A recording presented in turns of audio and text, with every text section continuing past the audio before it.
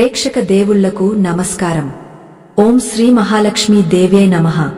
ఈ రోజు మనం చెప్పుకోబోయేది కేవలం ఒక కథ కాదు. ఇది మన సనాతన ధర్మంలో మన పెద్దలు ఆచరించి తరతరాలుగా గోప్యంగా ఉంచిన ఒక అద్భుతమైన రహస్యం. చాలామంది అడుగుతుంటారు, అమ్మా, మేము ఎంతో కష్టపడుతున్నాము, రాత్రింబవళ్లు చెమట చిందిస్తున్నాము, కాని చేతిలో చిల్లిగవ్వ నిలవడం లేదు. వచ్చిన డబ్బు వచ్చినట్టే నీళ్లలా ఖర్చయిపోతోంది. బీరువా తెరిచి చూస్తే ఎప్పుడూ ఖాళీగానే కనిపిస్తోంది. మా ఇల్లు లక్ష్మీదేవి కటాక్షానికి నోచుకోవడం లేదా? అసలు మేం చేస్తున్న తప్పు ఏంటి అని ఎంతో ఆవేదన చెందుతుంటారు. అలాంటి వారందరి కోసమే ఈ విశేషమైన కథనం.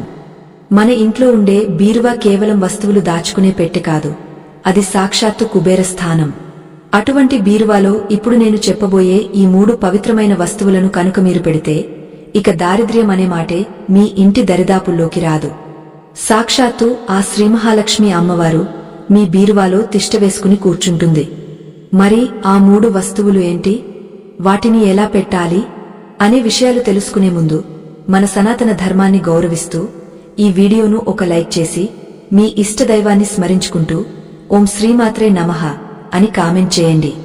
ఇక కథలోకి వెళ్దాం. పూర్వం గోదావరి నదీ తీరంలో పచ్చని ప్రకృతి ఒడిలో శ్రీపురం అనే ఒక చిన్న అగ్రహారముండేది. ఆ ఊరి పేరుకు తగ్గట్టే అక్కడ సిరి సంపదలకు కొదవ ఉండేది కాదు. కాని విధి విచిత్రం ఏమిటంటే ఆ ఊరిలో అత్యంత ధార్మికుడు, సత్యవర్తనుడు అయిన రాఘవయ్య అనే గృహస్థుడు మాత్రం తీరని ఆర్థిక ఇబ్బందులతో సతమతమవుతుండేవాడు. రాఘవయ్య, అతని భార్య సావిత్రమ్మ ఇద్దరు అన్యోన్య దాంపత్యానికి నిలువుటద్దాలు.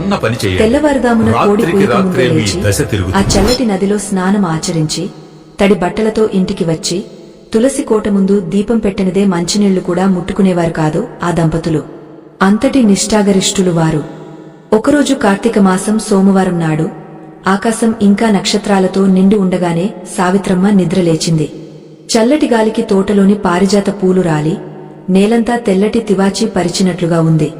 ఆ సుగంధం మనసును ఎంత ఆహ్లాదపరుస్తున్నా సావిత్రమ్మ మనసులో మాత్రం ఏదో తెలియని దిగులుగుడు కట్టుకుని ఉంది.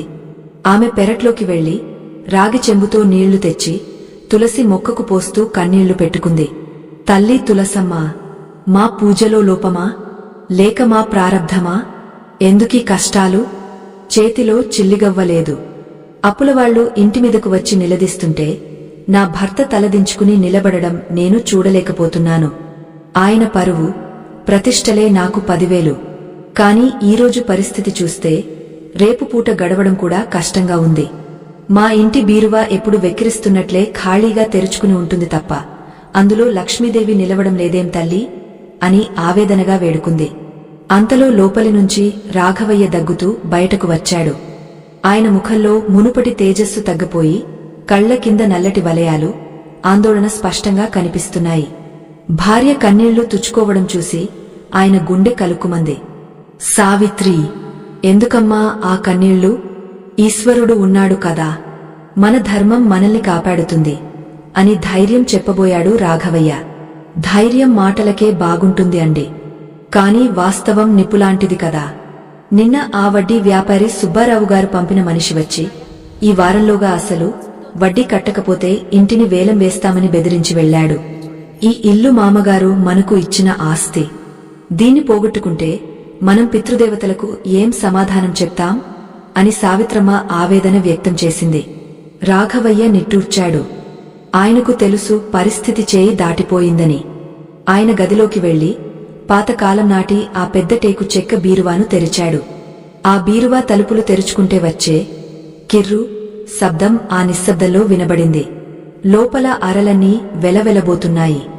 ఒకప్పుడు పట్టుచీరలు, బంగారు ఆభరణాలు, వెండి కుంకుమ బరినెలతో కళకళలాడే ఆ బీరువా ఇప్పుడు నిస్తేజంగా, నిస్సారంగా ఉంది. కేవలం కొన్ని పాత కాగితాలు, చిరిగిపోయిన సంచులు తప్ప అందులో ఏమీ లేవు. ఆ దృశ్యం చూసి రాఘవయ్య కళ్లలో నీళ్లు తిరిగాయి. ఆయన నెమ్మదిగా పూజ గదిలోకి వెళ్లి స్వామివారి పటం ముందు కూర్చున్నాడు. గంధపు కడ్డీల పొగ ఆ గది అంతా అలుముకుని ఒక ఆధ్యాత్మిక భావనను కలిగిస్తోంది. గంట మోగస్తూ కళ్ళు మూసుకుని ధ్యానం చేయడం మొదలుపెట్టాడు. కాని మనసు లగ్నం కావడం లేదు. ఏమిటి లోపం ఎక్కడ తప్పు జరుగుతోంది? లక్ష్మీదేవి ఎందుకు మా ఇంటి గడప దాటి లోపలికి రావడం లేదు? ఒకవేళ వచ్చినా ఎందుకు నిలవడం లేదు అనే ప్రశ్నలు ఆయన మెదడును తొలిచేస్తున్నాయి. సరిగ్గా ఆ సమయానికి ఇంటి బయట గేటు దగ్గర ఒక గంభీరమైన గొంతు వినిపించింది. భవతి భిక్షాం దేహి అన్న పిలుపు కాదు అది. నారాయణ హరి, నారాయణ హరి అంటూ ఒక దివ్యమైన నామస్మరణ వినిపించింది.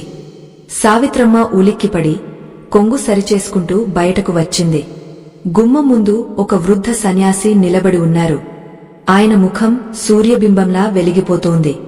చేతిలో కమండలం, మెడలో రుద్రాక్షమాలలు, నుదుట విభూతి రేఖలతో సాక్షాత్తు ఆ పరమశివుడే దిగివచ్చాడా అన్నట్లుగా ఉంది ఆయన తేజస్సు.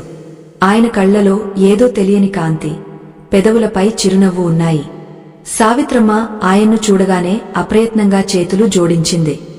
స్వామీ, రండి, లోపలికి రండి అని ఆహ్వానించింది. ఆ సన్యాసి లోపలికి అడుగు పెట్టగానే ఇంటి వాతావరణం ఒక్కసారిగా మారిపోయినట్లు అనిపించింది.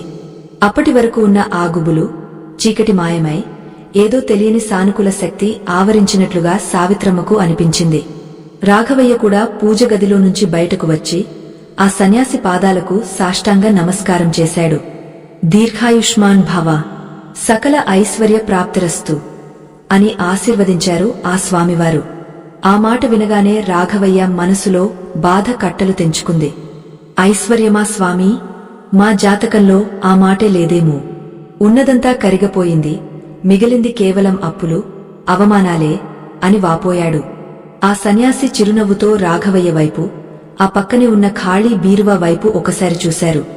ఆయన చూపు ఆ బీరువా మీద పడగానే ఆయన కనుబొమ్మలు ముడిపడ్డాయి. ఆయన లేచి నెమ్మదిగా ఆ బీరువా దగ్గరకు వెళ్లారు. బీరువాను తాకి కళ్ళు మూసుకుని కాసేపు మౌనంగా ఉండిపోయారు. ఆ నిశ్శబ్దంలో రాఘవయ్య, సావిత్రమ్మల గుండె చప్పుడు వారికి స్పష్టంగా వినిపిస్తోంది. స్వామివారు ఏం చెబుతారో అని ఉత్కంఠగా ఎదురుచూస్తున్నారు. కొద్ది క్షణాల తర్వాత సన్యాసి కళ్ళు తెరిచి గంభీరమైన స్వరంతో ఇలా అన్నారు. రాఘవయ్య, నువ్వు ధర్మం తప్పనివాడివి, సత్యం పలికేవాడివి. అయినా దరిద్రం నిన్ను ఎందుకు పట్టి పీడిస్తోందో తెలుసా? లక్ష్మీదేవి చంచలమైనది. ఆమె ఎక్కడ పడితే అక్కడ, ఎలా పడితే అలా ఉండదు. ఆమెను బంధించి ఉంచాలంటే కేవలం భక్తి ఉంటే సరిపోదు, యుక్తి కూడా కావాలి. ముఖ్యంగా కుబేరస్థానమైన ఈ బీరువా విషయంలో మీరు చేస్తున్న కొన్ని పొరపాట్లు, అలాగే మీరు విస్మరించిన కొన్ని నియమాలే మీ ఈ దుస్థితికి కారణం. ఆ మాటలకు దంపతులిద్దరూ ఆశ్చర్యపోయారు. మేము చేస్తున్న పొరపాట్లా? స్వామీ, మాకు తెలియక ఏమైనా అపచారం జరిగిందా? దయచేసి సెలవివ్వండి. మా ఇంటిని, మా వంశాన్ని కాపాడండి అని వేడుకున్నారు. అప్పుడు ఆ సన్యాసి వారి వంక కరుణగా చూసి, నాయనా, లక్ష్మీదేవికి ఇష్టమైనవి, ఆమెను ఆకర్షించేవి కొన్ని విశేషమైన వస్తువులు ఉన్నాయి. అవి సామాన్యమైనవిగా కనిపించవచ్చు, కాని వాటిలో దాగ ఉన్న శక్తి అనంతం. మీ బీరువా ఇప్పుడు నిస్తేజంగా ఉంది. దానికి ప్రాణం పోయాలి అంటే నేను చెప్పే ఆ 3 వస్తువులను నేను చెప్పిన పద్ధతిలో ఆ బీరువాలో స్థాపించాలి. అప్పుడు చూడు, నీ బీరువాలో డబ్బు ఎలా పొంగపొర్లుతుందో అని చెప్పారు. ఆ మాట వినగానే సావిత్రమ్మ కళ్లలో ఆశ చిగురించింది. ఏమిటి స్వామీ ఆ 3 వస్తువులు? మా ప్రాణాలు పోయినా సరే వాటిని సంపాదిస్తాము అని అడిగింది. సన్యాసి చిరునవ్వు నవ్వి, అవి ఎక్కడో హిమాలయాల్లో దొరికేవి కావు తల్లి, కాని వాటిని సేకరించడంలో, బీరువాలో పెట్టడంలోనే అసలైన రహస్యం దాగ ఉంది. మొదటి వస్తువు గురించి చెబుతాను వినండి అంటూ ఆయన తన జోలలో నుంచి ఒక చిన్న వస్త్రాన్ని బయటకు తీశారు.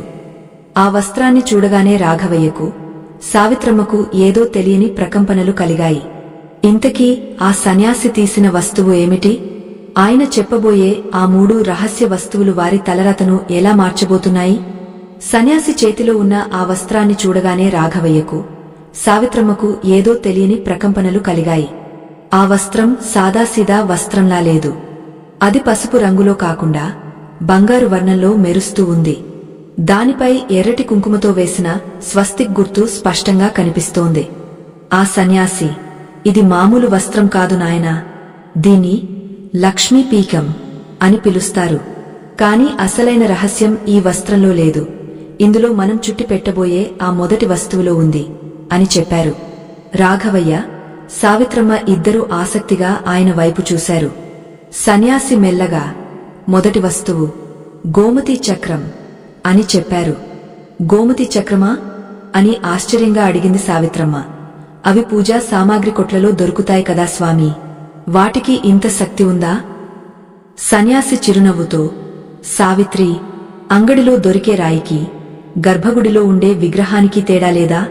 అలాగే మనం ఏ భావంతో, ఏ ముహూర్తంలో, ఏ విధివిధానంతో ఒక వస్తువును స్వీకరిస్తామో దానిని బట్టి దాని శక్తి మారుతుంది. గోమతీ చక్రం అంటే సాక్షాత్తు శ్రీకృష్ణుడి సుదర్శన చక్రానికి ప్రతిరూపం. ఇది సముద్ర గర్భంలో గోమతి నదిలో లభించే ఒక అపురూపమైన శిల. దీనికి సహజంగానే రక్షణ కల్పించే శక్తి, ఆకర్షణ శక్తి ఉంటాయి. కాని దీనిని మన బీరువాలో పెట్టేటప్పుడు ఒక ప్రత్యేకమైన పద్ధతిని పాటించాలి అని వివరించారు. అది ఎలా స్వామీ అని అడిగాడు రాఘవయ్య తన చేతులు జోడించి వినయంగా. ముందుగా శుక్రవారం నాడు సూర్యోదయానికి ముందే లేచి తలస్నానం ఆచరించాలి. 11 గోమతీ చక్రాలను సేకరించుకోవాలి. వాటిని ఆవు పాలతో, గంగాజలంతో శుద్ధి చేయాలి. ఆ తరువాత ఒక పసుపు పచ్చని పట్టు వస్త్రం తీసుకుని, నేను చూపించిన ఈ వస్త్రం లాంటిది, దానిపై కుంకుమతో అష్టదళ పద్మాన్ని చిత్రించాలి. ఆ పద్మం మధ్యలో ఈ 11 గోమతీ చక్రాలను ఉంచాలి. కాని ఇక్కడే ఒక కిటుకు ఉంది అని స్వామివారు కాసేపు ఆగి వారి కళ్లలోకి చూశారు. ఆ నిశ్శబ్దంలో ఆ గదిలో ఉన్న దీపపు కాంతి గాలికి రెపరెపలాడుతోంది. స్వామివారి మాటలు వినడానికి రాఘవయ్య గుండె వేగంగా కొట్టుకుంటోంది. ఆ కిటుకు ఏమిటంటే అని సన్యాసి కొనసాగించారు. కేవలం గోమతీ చక్రాలు పెడితే సరిపోదు. వాటితో పాటు ఒక వెండి నాణేన్ని, కొంచెం పచ్చ కర్పూరాన్ని కూడా ఆ వస్త్రంలో వేయాలి. పచ్చ కర్పూరం లక్ష్మీదేవికి అత్యంత ఇష్టమైన సుగంధ ద్రవ్యం. దాని వాసన ఎక్కడ ఉంటే అక్కడ అమ్మవారు ఆకర్షితురాలవుతుంది. వెండి నాణెం చంద్రునికి ప్రతీక. చంద్రుడు మనస్కు కారకుడు, అంతేకాకుండా లక్ష్మీదేవికి సోదరుడు. సముద్ర మథనంలో చంద్రుడు, లక్ష్మి ఇద్దరు పుట్టారు కదా. కాబట్టి ఎక్కడైతే సోదరుడు ఉంటాడో అక్కడికి సోదరి తప్పక వస్తుంది. ఈ మూడింటిని, గోమతీ చక్రాలు, వెండి నాణెం, పచ్చ కర్పూరం కలిపి ఆ వస్త్రంలో మూట కట్టాలి. ఆ మూటను సాంబ్రాణి పొగవేసి మహాలక్ష్మి అష్టోత్తరం చదువుతూ పూజించాలి. ఆ తర్వాతే బీరువాలో పెట్టాలి. ఆయన చెప్పే విధానం వింటుంటేనే రాఘవయ్యకు సగం దారిద్ర్యం పోయినట్లు అనిపించింది. ఇంత చిన్న పరిహారంలో ఇంతటి గూఢార్థం ఉందా అని ఆశ్చర్యపోయాడు. అయితే స్వామీ, ఇది ఎక్కడ పెట్టాలి? బీరువాలో ఎక్కడైనా పెట్టవచ్చా అని సావిత్రమ్మ అడిగింది. అదే అసలైన విషయం అన్నారు స్వామివారు గంభీరంగా. బీరువాలో మనం డబ్బు దాచేయాలని తిజోరీ అంటాం. ఆ అర ఎప్పుడూ నైరుతి మూలలో ఉండటం శ్రేష్టం. ఈ మూటను ఆ అరలో అన్నింటికంటే అడుగున, వెనుక వైపున పెట్టాలి. దానిమీద మనం దాచుకునే డబ్బు, నగలు పెట్టాలి. ఎందుకంటే ఇది ఒక అయస్కాంతం లాంటిది. ఇది కింద ఉండి పైన ఉన్న సంపదను పట్టి ఉంచుతుంది, బయటకు పోనివ్వదు. అలాగే బయట ఉన్న సంపదను లోపలికి ఆకర్షిస్తుంది. రాఘవయ్య ఆనందంతో, తప్పకుండా చేస్తాం స్వామీ, ఈ శుక్రవారమే దీనిని ఆచరిస్తాం. మరి రెండవ వస్తువు ఏమిటి అని అడిగాడు. ఆయనలో ఉత్సుకత అంతకంతకు పెరుగుతోంది. సన్యాసి తన జోలెలో నుంచి మరొక చిన్న డబ్బాను బయటకు తీశారు. అది చూడటానికి చాలా పాతగా, చెక్కతో చేసిన చిన్న భరణిలా ఉంది. ఆయన దాని మూత తెరిచారు. వెంటనే ఆ గది అంతా ఒక రకమైన భాటైన, పవిత్రమైన సువాసన వ్యాపించింది. అది మనం నిత్యం వాడే సెంట్ల వాసన కాదు, అడవుల్లో పెరిగే మూలికల వాసన. ఇది హతాజోడి అనే ఒక అరుదైన వనమూలిక అని పరిచయం చేశారు స్వామివారు. ఆ పేరు వినగానే రాఘవయ్యకు ఏమీ అర్థం కాలేదు. హతాజోడి అంటే ఏమిటి స్వామీ? మేమెప్పుడూ వినలేదు అన్నాడు. ఇది సామాన్యులకు దొరకడం కష్టం నాయనా. మధ్యప్రదేశ్లోని అటవీ ప్రాంతాల్లో దొరుకుతుంది. ఇది చూడటానికి 2 చేతులు నమస్కారం చేస్తున్నట్లుగా ఉంటుంది. అందుకే దీనిని హతాజోడి అంటారు. ఇది సాక్షాత్తు చాముండేశ్వరీ దేవి స్వరూపం. దీని శక్తి అమోఘం. ఇది ఉన్న ఇంట్లో శత్రు బాధలు, నరదిష్టి, రుణ బాధలు ఉండవు. ముఖ్యంగా వ్యాపారం చేసేవారికి, డబ్బు నిలవని వారికి ఇది ఒక వరం. సన్యాసి ఆ మూలికను బయటకు తీసి చూపించారు. నిజంగానే అది 2 చిన్న చేతులు ముడుచుకుని నమస్కారం చేస్తున్నట్లుగా ఉంది. దాని ఆకారం చూసి సావిత్రమ్మ భక్తిభావంతో చేతులు జోడించింది. దీన్ని ఎలా వాడాలి స్వామీ అని అడిగింది. దీనిని నేరుగా బీరువాలో పెట్టకూడదు. ఇది చాలా ఉగ్రమైన శక్తి కలిగినదే. దీనిని శాంతింపజేయాలి. ముందుగా దీనిని నువ్వుల నూనెలో 3 రోజులు నానబెట్టాలి. ఆ తర్వాత సింధూరంతో దీనికి అభిషేకం చేయాలి. పూర్తిగా ఎర్రటి సింధూరంలో మునిగిపోవాలి. అప్పుడు అది చాముండా దేవి శక్తిని సంతరించుకుంటుంది. ఆ తర్వాత దీనిని ఒక చిన్న వెండి డబ్బాలో పెట్టి దానితో పాటు కొన్ని లవంగాలు, యాలకులు వేసి మూత పెట్టాలి. ఈ డబ్బాను బీరువాలో లాకర్ లో పెట్టాలి. ఇది పెడితే ఏమవుతుంది స్వామీ అని రాఘవయ్య అడిగాడు. ఇది పెడితే నీకు రావాల్సిన బాకీలు, నువ్వు ఇచ్చిన అప్పులు, ఎప్పుడో పోయాయని వదిలేసుకున్న డబ్బులు కూడా తిరిగి నీ దగ్గరకు వస్తాయి. వ్యాపారంలో నష్టాలు ఆగిపోతాయి. అనవసరమైన ఖర్చులు, ఆసుపత్రి పాలయ్యే ఖర్చులు తగ్గిపోతాయి. అంటే నీ సంపాదనకు ఇది ఒక రక్షణ కవచంలా పనిచేస్తుంది అని వివరించారు స్వామివారు. రాఘవయ్యకు తన చెవులను తానే నమ్మలేనంత ఆశ్చర్యం వేసింది. ఇన్నాళ్లు కష్టపడి సంపాదించిందంతా ఏదో ఒక రూపంలో ఖర్చయిపోతోంది. బహుశా ఇలాంటి రక్షణ లేకపోవడం వల్లేనేమో అనుకున్నాడు. స్వామీ, అద్భుతం! ఈ 2 వస్తువులే ఇంత శక్తివంతంగా ఉంటే ఇక 3వ వస్తువు ఇంకెంత గొప్పదే ఉంటుందో తలచుకుంటేనే ఒళ్ళు గగుర్పొడుస్తోంది. దయచేసి ఆ 3వ రహస్యం కూడా సెలవివ్వండి అని వేడుకున్నాడు రాఘవయ్య. సన్యాసి ఒక్కసారి గట్టిగా నవ్వారు. ఆయన నవ్వులో ఒక నిగుజ్జమైన అర్థం ఉంది. నాయనా రాఘవయ్య, మొదటి 2 వస్తువులు సంపదను ఆకర్షించడానికి, రక్షించడానికి. కాని ఈ 3వ వస్తువు నీ బీరువాలో ఉన్న దారిద్ర్యాన్ని శాశ్వతంగా తరిమికొట్టి తరతరాలకు సరిపడా ఐశ్వర్యాన్ని స్థిరంగా ఉంచడానికి ఉపయోగపడుతుంది. ఇది సాక్షాత్తు కుబేరుడికి అత్యంత ప్రీతిపాతమైనది. చెప్పబోతూ ఆయన ఒక్కసారి ఆగారు. బయట ఆకాశంలో మబ్బులు కమ్ముకున్నాయి. గాలి వేగంగా వీయడం మొదలైంది. కిటికీ రెక్కలు టపటపా కొట్టుకుంటున్నాయి. వాతావరణం ఒక్కసారిగా మారిపోయింది. ఆ మార్పును గమనించిన సన్యాసి, సమయం ఆసన్నమైంది. ఈ 3వ వస్తువు గురించి చెప్పే ముందు మీరు ఒక ప్రమాణం చేయాలి అన్నారు గంభీరంగా. రాఘవయ్య, సావిత్రమ్మ ఒకరి ముఖాలు ఒకరు చూసుకున్నారు. ఏమిటి స్వామీ ఆ ప్రమాణం అని అడిగారు వణుకుతున్న స్వరంతో. ఈ 3వ వస్తువు గురించి తెలిసిన తర్వాత దీనిని మీరు స్వార్థానికి వాడకూడదు. దీనివల్ల వచ్చే సంపదలో కొంత భాగం ధర్మ కార్యాలకు, పేదలకు, అన్నదానానికి వినియోగించాలి. అలా చేస్తామని మాటిస్తేనే ఆ రహస్యం చెబుతాను అన్నారు స్వామివారు. తప్పకుండా స్వామీ, మాకు కడుపు నిండా తిండి ఉంటే చాలు, మిగతాది 10 మందికి పంచడానికే ఉపయోగస్తాం, మాటిస్తున్నాం అని రాఘవయ్య నీళ్లున్న చేతితో ప్రమాణం చేశాడు. అప్పుడు సన్యాసి, సరే వినండి, ఆ 3వ వస్తువు అంటూ తన కమండలం వైపు చేయి చాచారు.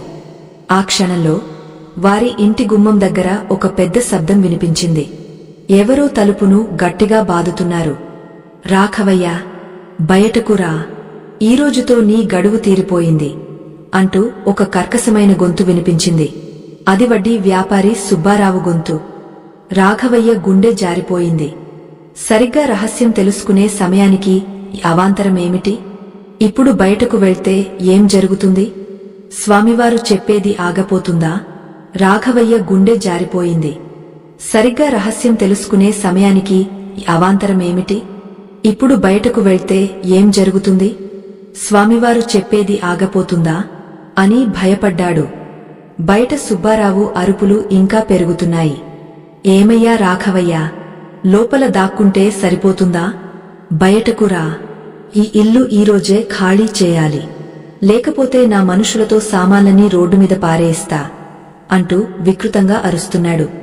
రాఘవయ్య దీనంగా సన్యాసి వైపు చూశాడు.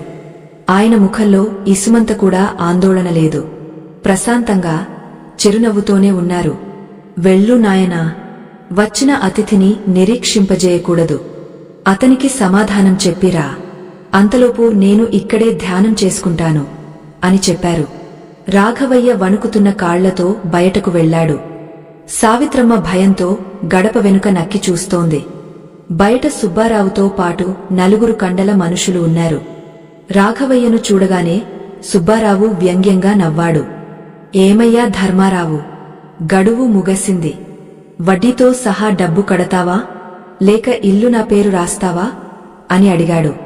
రాఘవయ్య చేతులు జోడించి, అయ్యా సుబ్బారావు గారు, నా పరిస్థితి మీకు తెలిసిందే కదా, ఈ ఒక్కసారికి కనికరించండి. మా ఇంట ఒక మహానుభావుడు ఉన్నారు. ఆయన వెళ్లగానే ఏదో ఒక ఏర్పాటు చేస్తాను అని ప్రాధేయపడ్డాడు. ఓహో, ఇంట్లో ఎవరో బాబాగారు ఉన్నారా? ఆయన మంత్రం వేస్తే డబ్బులు రాలుతాయా? పిచ్చి పిచ్చి వేషాలు వేయకు రాఘవయ్య, నాకు కావాల్సింది డబ్బు, ఇప్పుడే ఇక్కడే అని గర్జించాడు సుబ్బారావు. ఆ అరుపులకు లోపల ధ్యానంలో ఉన్న సన్యాసి కళ్ళు తెరిచారు. ఆయన నెమ్మదిగా లేచి బయటకు వచ్చారు.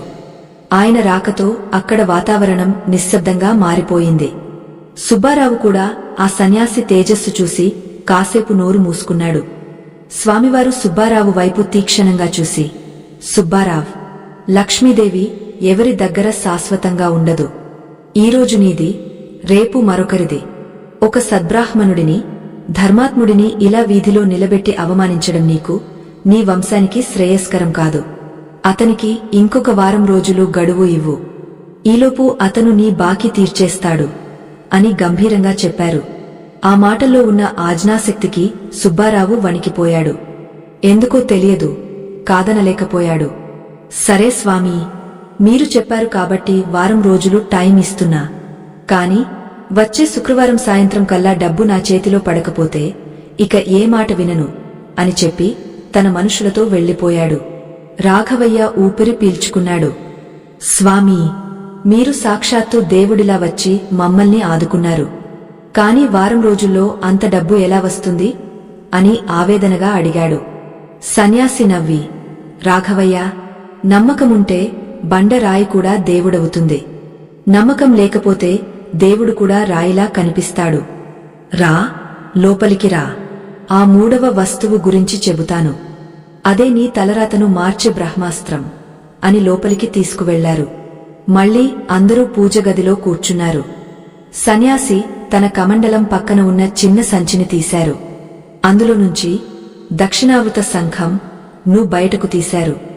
సాధారణంగా శంఖాలు ఎడమవైపుకు తిరిగి ఉంటాయి, వామావృత శంఖం.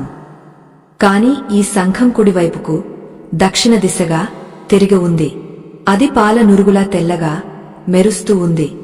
దానిమీద సహజంగా ఏర్పడిన రేఖలు స్పష్టంగా కనిపిస్తున్నాయి. ఇది దక్షిణావృత శంఖం నాయనా. సముద్ర మథనంలో లక్ష్మీదేవితో పాటే ఇది కూడా ఉద్భవించింది. అందుకే పురాణాల్లో దీనిని లక్ష్మీదేవికి సోదరుడిగా వర్ణించారు. ఎక్కడైతే దక్షిణావృత శంఖం ఉంటుందో అక్కడ సాక్షాత్తు శ్రీమహాలక్ష్మి నివసిస్తుంది. దీనిని పూజించే ఇంట్లో దారిద్ర్యం అనేదే ఉండదు. కాని దీనిని బీరువాలో పెట్టే విధానం చాలా ప్రత్యేకమైనది అని చెప్పారు స్వామివారు. రాఘవయ్య, సావిత్రమ్మ శ్రద్ధగా వింటున్నారు. దీనిని నేరుగా బీరువాలో పెట్టకూడదు. దీనిని శుభ్రమైన నీటితో కడిగి గంధం, కుంకుమ బొట్లు పెట్టాలి. ఆ తరువాత ఈ శంఖం లోపల కొన్ని బియ్యం గింజలు, ఒక వెండి రూపాయి బిళ్ళ మరియు 7 యాలకులు వేయాలి. బియ్యం అన్నపూర్ణాదేవికి ప్రతీక, రూపాయి లక్ష్మీదేవికి ప్రతీక, యాలకులు సుగంధానికి, ఆకర్షణకు ప్రతీక. ఈ మూడింటిని శంఖంలో నింపి ఒక ఎర్రటి పట్టు వస్త్రమీద ఉంచి ఆ వస్త్రాన్ని మడిచి బీరువాలో పెట్టాలి. అయితే దీనిని ఉంచేటప్పుడు శంఖం యొక్క ముఖం తెరుచుకుని ఉన్న భాగం పైకి ఉత్తర దిశ వైపు ఉండేలా చూసుకోవాలి. ఎందుకంటే ఉత్తరం కుబేర స్థానం. అటువైపు నుంచి వచ్చే ధన ప్రవాహాన్ని ఈ శంఖం స్వీకరిస్తుంది. ఇది పెడితే నిజంగానే మా కష్టాలు తీరుతాయా స్వామీ అని అమాయకంగా అడిగింది సావిత్రమ్మ. తల్లి, ఈ శంఖం యొక్క మహిమను వర్ణించడానికి 1000 నాలుకలు ఉన్నా సరిపోవు. ఇది కేవలం ధనాన్ని ఇవ్వడమే కాదు, ఇంట్లో ఉన్న వాస్తు దోషాలను పోగొడుతుంది, మనసులో ఉన్న భయాన్ని తొలగిస్తుంది, వ్యాపారంలో అద్భుతమైన వృద్ధిని ఇస్తుంది. నేను చెప్పిన ఈ 3 వస్తువులు, గోమతి చక్రాలు, హతాజోడి, దక్షిణావత శంఖం, ఈ మూడింటిని ఒక త్రిభుజాకారంలో ట్రయాంగిల్ షేప్ బీరువాలో అమర్చాలి. అంటే వెనుక వైపు 2 మూలల్లో గోమతి చక్రాల మూట, హతాజోడి డబ్బా పెట్టి ముందువైపు మధ్యలో ఈ శంఖాన్ని పెట్టాలి. ఇది ఒక శక్తి క్షేత్రాన్ని, ఎనర్జీ ఫీల్డ్ సృష్టిస్తుంది. ఆ క్షేత్రంలోకి వచ్చిన ఏ డబ్బైనా రెట్టింపు అవుతుందే తప్ప తరగదు. ఇంత చెప్పి స్వామివారు లేచారు. నా పని పూర్తయింది, నేను వెళ్ళరావాలి అన్నారు. రాఘవయ్య కంగారు పడ్డాడు. అయ్యో స్వామీ, భోజనం చేసి వెళ్ళండి, అంతలోనే వెళ్ళిపోతే ఎలా? పైగా ఈ వస్తువులు మా దగ్గర లేవు కదా, అవి ఎక్కడ దొరుకుతాయి, ఎలా సంపాదించాలి అని అడిగాడు. స్వామివారు చిరునవ్వుతో, రాఘవయ్య, నేను వచ్చింది భోజనం కోసం కాదు, నీకు దారి చూపించడానికి. ఇక ఈ వస్తువుల అంటారా? మీ ఊరి చివరన ఉన్న శివాలయం వెనుక ఒక పాడుబడిన బావి ఉంది. ఆ బావి పక్కన ఒక పెద్ద రావి చెట్టు ఉంది. ఆ చెట్టు తొర్రలో ఒక పాత ఇత్తడి పెట్టె ఉంటుంది. అందులో ఈ వస్తువులు ఉన్నాయి. అవి మీ పూర్వీకులు దాచినవే, కాలక్రమేణా మరుగున పడిపోయాయి. వెళ్ళి తెచ్చుకో, కానీ గుర్తుంచుకో, వాటిని తెచ్చేటప్పుడు వెనక్కి తిరిగి చూడకూడదు, ఎవరితోనూ మాట్లాడకూడదు అని చెప్పారు. రాఘవయ్య ఆశ్చర్యపోయాడు. మా పూర్వీకులు దాచినవా? మాకు తెలియదే అనుకున్నాడు. వెళ్ళు నాయనా, శుభం కలగాలి అని ఆశీర్వదించి ఆ సన్యాసి వేగంగా అడుగులు వేస్తూ బయటకు వెళ్లిపోయారు. సావిత్రమ్మ లోపలికి వెళ్లి పాలు తెచ్చి ఇచ్చేలోపే ఆయన మాయమైపోయారు. గేటు బయట ఎంత వెతికినా ఆయన జాడలేదు. ఆయన గాలిలో కలిసిపోయినట్లు అనిపించింది. ఎవరీ మహానుభావుడు?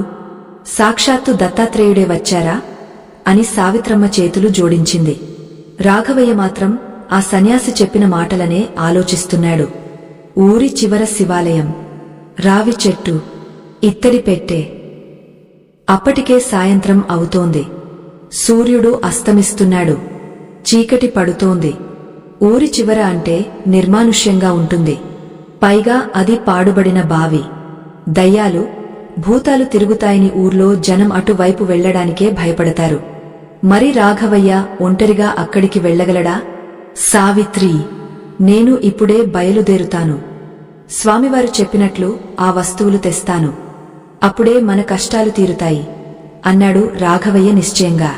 అయ్యో, ఇప్పుడు చీకటి పడింది కదండి, రేపు ఉదయం వెళ్ళొచ్చు కదా, అటువైపు వెళ్లడానికే భయంగా ఉంటుంది అని సావిత్రమ్మ వారించింది. లేదు సావిత్రి, మంచి పనికి ఆలస్యం చేయకూడదు. పైగా వారం రోజులే గడువు ఉంది. ఈ రాత్రే వెళ్లి తెస్తాను. ఆ ఈశ్వరుడే నాకు తోడుగా ఉంటాడు అని చెప్పి రాఘవయ్య ఒక టార్చ్ లైట్, ఒక సంచి తీసుకుని బయలుదేరాడు. గాలి వేగంగా వీస్తోంది. ఆకులు రాలుతున్న శబ్దం, కీచురాళ్ల అరుపులు తప్ప ఇంకేమీ వినిపించడం లేదు. రాఘవయ్య ఒక్కడే ఆ చీకటి దారిలో శివాలయం వైపు అడుగులు వేస్తున్నాడు. దారి పొడవునా ఎవరో వెనక వస్తున్నట్లు, పిలుస్తున్నట్లు భ్రమ కలుగుతోంది. కాని స్వామివారు చెప్పిన మాట గుర్తుకు తెచ్చుకుని వెనక్కి తిరిగి చూడకుండా నడుస్తున్నాడు. అలా నడుచుకుంటూ శివాలయం సమీపానికి చేరుకున్నాడు. గుడి పాతబడిపోయి గోపురాలు కూలిపోయే స్థితిలో ఉన్నాయి. చుట్టూ పిచ్చి మొక్కలు పెరిగాయి. ఆ గుడి వెనుక వైపు దట్టమైన పొదలు ఉన్నాయి. వాటి మధ్యలో ఆ రావి చెట్టు దెయ్యం ఆకారంలో నిలబడి ఉంది. దాని కొమ్మలు గాలికి ఊగుతూ భయానకమైన శబ్దాలు చేస్తున్నాయి. రాఘవయ్య గుండె దడదడా కొట్టుకుంటోంది. ఓం నమః శివాయ, ఓం నమః శివాయ అని జపిస్తూ ఆ చెట్టు దగ్గరకు వెళ్లాడు. టార్చ్ లైట్ వేసి చెట్టు తొర్ర కోసం వెతికాడు. చెట్టు మొదలు భాగంలో ఒక పెద్ద రంధ్రం కనిపించింది. అందులో చేయి పెట్టబోతుండగా శీష్ అంటూ ఒక భయంకరమైన బుస వినిపించింది. రాఘవయ్య ఉలిక్కిపడి వెనక్కి తగ్గాడు. టార్చ్ లైట్ వెలుగులో చూస్తే ఆ తొర్ర ముఖద్వారం వద్ద ఒక నల్లత్రాచు పడగ విప్పి నిలబడి ఉంది. దాని కళ్ళు నిప్పు కణికల్లా మెరుస్తున్నాయి. ఇప్పుడు రాఘవయ్య ఏం చేస్తాడు? పామును దాటుకుని ఆ పెట్టెను తీయగలడా? లేదా భయంతో వెనక్కి వెళ్లిపోతాడా? అసలు ఆ పెట్టెలో నిజంగానే ఆ వస్తువులు ఉన్నాయా? ఆ పడగ విప్పిన నాగేంద్రుడిని చూడగానే రాఘవయ్య ఒళ్లంతా చెమటలు పట్టాయి. గుండె వేగంగా కొట్టుకుంటోంది. చేతిలో ఉన్న టార్చ్ లైట్ వణికిపోతోంది. అది మామూలు పాములా లేదు. ఆ చీకటిలో దాని పొలుసుల మీద లైట్ వెలుతురు పడి వజ్రాల్లా మెరుస్తున్నాయి. అది ఆ చెట్టు తొర్రను, అందులో ఉన్న నిధిని కాపాడుతున్న క్షేత్రపాలకుడిలా గంభీరంగా బుసలు కొడుతోంది. రాఘవయ్యకు ఏం చేయాలో పాలుపోలేదు. వెనక్కి వెళ్తే దరిద్రం, ముందుకు వెళ్తే మృత్యువు. కాని ఆ క్షణంలో స్వామివారు చెప్పిన మాటలు గుర్తొచ్చాయి. నమ్మకముంటే బండరాయి కూడా దేవుడవుతుంది అన్న వాక్యం ఆయన చెవుల్లో మారుమోగింది. అంతే, రాఘవయ్యలోని భయం మాయమై ఒక తెలియని ధైర్యం ఆవహించింది. ఆయన నెమ్మదిగా చేతులు జోడించి ఆ నాగేంద్రుడికి నమస్కరించాడు. ఓ నాగరాజా, సుబ్రహ్మణ్య స్వరూపా, నీకు నమస్కారం. నేను దొంగను కాదు, అపకారిని అంతకన్నా కాదు. వంశపారంపర్యంగా మాకు సంక్రమించిన ఆస్తులను, ధర్మాన్ని నిలబెట్టుకోవడానికి వచ్చాను. నా కుటుంబం ఆకలి మంటల్లో కాలిపోతోంది. దయచేసి నాకు దారి ఇవ్వు తండ్రి. ఆ పెట్టెను తీసుకుని లోకకళ్యాణానికి, నా కుటుంబ రక్షణకు వినియోగస్తాను అని గద్గద స్వరంతో వేడుకున్నాడు. రాఘవయ్య కళ్లలో నుంచి నీళ్లు రాలి నేలమీద పడ్డాయి. అద్భుతం! అది యాదృచ్ఛికమో లేక దైవ సంకల్పమో తెలియదు కాని ఆ పాము తన పడగను నెమ్మదిగా దించింది. బుసలు కొట్టడం ఆపేసింది. రాఘవయ్య వైపు ఒకసారి దీర్ఘంగా చూసి నెమ్మదిగా ఆ తొర్ర పక్కన ఉన్న పొదల్లోకి జారుకుంది. ఆ దృశ్యం చూసిన రాఘవయ్యకు రోమాలు నిక్కబొడుచుకున్నాయి. ధర్మో రక్షతి రక్షితః అని మనసులోనే అనుకున్నాడు. ఇక ఆలస్యం చేయకూడదని రాఘవయ్య చెట్టు తొర్రలోకి చేయి పెట్టాడు. లోపల చాలా లోతుగా ఉంది. చేతికి తడి తడిగా ఆకులు, బూజు తగులుతున్నాయి. మరికొంచెం లోపలికి చేయి పోనివ్వగా చల్లటి లోహపు స్పర్శ తగిలింది. అదే ఆ ఇత్తడి పెట్టె. రాఘవయ్య రెండు చేతులతో బలాన్ని కూడదీసుకుని ఆ పెట్టెను బయటకు లాగాడు. అది చాలా బరువుగా ఉంది. ఏళ్ల తరబడి అక్కడ ఉండటం వల్ల మట్టి పట్టిపోయి నల్లబడిపోయింది. దాన్ని జాగ్రత్తగా కింద పెట్టి తన వెంట తెచ్చుకున్న సంచిలో పెట్టుకున్నాడు. కృతజ్ఞతలు తండ్రి అని ఆ రావి చెట్టుకు, అదృశ్యంగా ఉన్న ఆ నాగరాజుకు నమస్కరించి వెనక్కి తిరిగాడు. ఇక్కడే అసలు పరీక్ష మొదలైంది. స్వామివారు చెప్పిన కఠినమైన నిబంధన, వెనక్కి తిరిగి చూడకూడదు. రాఘవయ్య వేగంగా అడుగులు వేయడం మొదలుపెట్టాడు. ఓరి పొలిమేర దాటి ఇళ్ల మధ్యలోకి రావాలంటే కనీసం అరగంట నడవాలి. చుట్టూ చిమ్మ చీకటి. కేవలం టార్చ్ లైట్ వెలుతురు మాత్రమే దారి చూపిస్తోంది. కొంత దూరం నడిచేసరికి వెనుక నుంచి ఎవరో నడుస్తున్నట్లు అడుగుల శబ్దం వినిపించింది. టాక్ టాక్ టాక్ అని స్పష్టంగా వినిపిస్తోంది. రాఘవయ్య గుండె వేగం పెరిగింది. అయినా వెనక్కి తిరగలేదు. మరికొంత దూరం వెళ్లేసరికి ఈసారి అడుగుల శబ్దం కాదు, పిలుపు వినిపించింది. ఏవండీ, ఆగండి, మీ సంచి కింద పడిపోయింది చూడండి. అది అచ్చం సావిత్రమ్మ గొంతు. రాఘవయ్య ఉలిక్కిపడ్డాడు. సావిత్రమ్మ ఇక్కడికి వచ్చిందా? నా కోసం భయపడి వెనకాలే వచ్చిందా? సంచి పడిపోయిందా అని అనుమానం వచ్చింది. అప్రయత్నంగా తల తిప్పబోయాడు. కాని వెంటనే మెదడు హెచ్చరించింది. లేదు, సావిత్రి అంత ధైర్యం చేసి ఇంత రాత్రిపూట ఇక్కడికి రాలేదు. ఇది మాయ. ఇది నా ఏకాగ్రతను దెబ్బతీసే పరీక్ష. రాఘవయ్య గట్టిగా కళ్ళు మూసుకుని ఓం నమః శివాయ, ఓం నమః శివాయ అని పైకి గట్టిగా జపిస్తూ నడక వేగం పెంచాడు. ఆ గొంతు ఇప్పుడు ఏడుపుగా మారింది. నాకు భయమేస్తోంది. నన్ను ఒంటరిగా వదిలేసి వెళ్ళకండి అని దీనంగా వినిపిస్తోంది. ఆ గొంతులో ఉన్న బాధ రాఘవయ్య గుండెను పిండేస్తోంది. అది నిజమో భ్రమో తెలియని అయోమయం. కాని స్వామివారి మాట, ఎట్టి పరిస్థితుల్లోనూ వెనక్కి చూడకు అనేది బలంగా నాటుకుపోయింది. ఆ గొంతును, ఆ శబ్దాలను లెక్క చేయకుండా రాఘవయ్య వడివడిగా నడుచుకుంటూ ఊరిలోకి ప్రవేశించాడు. వీధి దీపాల వెలుతురు కనిపించగానే ఆ శబ్దాలన్నీ మాయమయ్యాయి. వెనక వస్తున్న అడుగుల చప్పుడు ఆగపోయింది. రాఘవయ్య పెద్దగా ఊపిరి పీల్చుకున్నాడు. ఒళ్లంతా చెమటతో తడిసిపోయింది. ఇంటికి చేరుకునేసరికి సావిత్రమ్మ గుమ్మం దగ్గరే దీపం పట్టుకుని ఆందోళనగా ఎదురుచూస్తోంది. భర్తను చూడగానే ఆమె కళ్లలో ప్రాణం లేచొచ్చినట్లయింది. వచ్చారా అండి? ఎంతసేపు? ఏమైపోతారో అని నా ప్రాణం గడగడలాడిపోయింది. క్షేమంగానే వచ్చారు కదా అని ఆత్రంగా అడిగింది.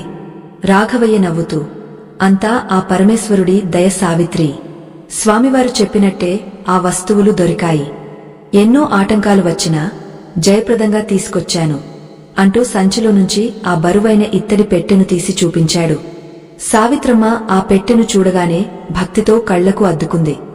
రండి, ముందు కాళ్లు కడుక్కోండి, దీన్ని దేవుడి గదిలో పెడదాం అని చెప్పింది. రాఘవయ్య స్నానం చేసి శుచిగా దేవుడి గదిలోకి వచ్చాడు. సావిత్రమ్మ అప్పటికే అక్కడ దీపారాధన చేసి సాంబ్రాణి వెలిగించి సిద్ధంగా ఉంది. గది అంతా సువాసనలతో నిండిపోయింది. రాఘవయ్య ఆ ఇత్తడి పెట్టెను పీటమీద పెట్టాడు. ఆ పెట్టె చాలా పాతది కావడం వల్ల దాని మూత తుప్పు పట్టి గట్టిగా ఉంది. ఓం శ్రీ మహాలక్ష్మీ దేవ్యే నమః అనుకుంటూ రాఘవయ్య కొంచెం బలం ఉపయోగించి మూతను పైకి లాగాడు. కిర్రు మన్న శబ్దంతో ఆ పెట్టె తెరుచుకుంది. లోపల ఒక ఎర్రటి పట్టు వస్త్రం చుట్టి ఉంది. ఆ వస్త్రాన్ని విప్పగానే అందులో స్వామివారు వర్ణించిన ఆ 3 అపురూపమైన వస్తువులు కనిపించాయి. 11 గోమతి చక్రాలు, ఎండిపోయినట్లుగా ఉన్న 2 చేతుల ఆకారంలో ఉన్న హతాజోడి, మరియు పాల నురుగులా మెరుస్తున్న దక్షిణావృత శంఖం. వాటిని చూస్తుంటేనే ఏదో తెలియని శక్తి ఆ గదిలో ప్రవహిస్తున్నట్లు అనిపించింది. సాక్షాత్తు లక్ష్మీదేవే మన ఇంటికి వచ్చినట్లుంది అండి అని సావిత్రమ్మ ఆనందబాష్పాలు రాల్చింది.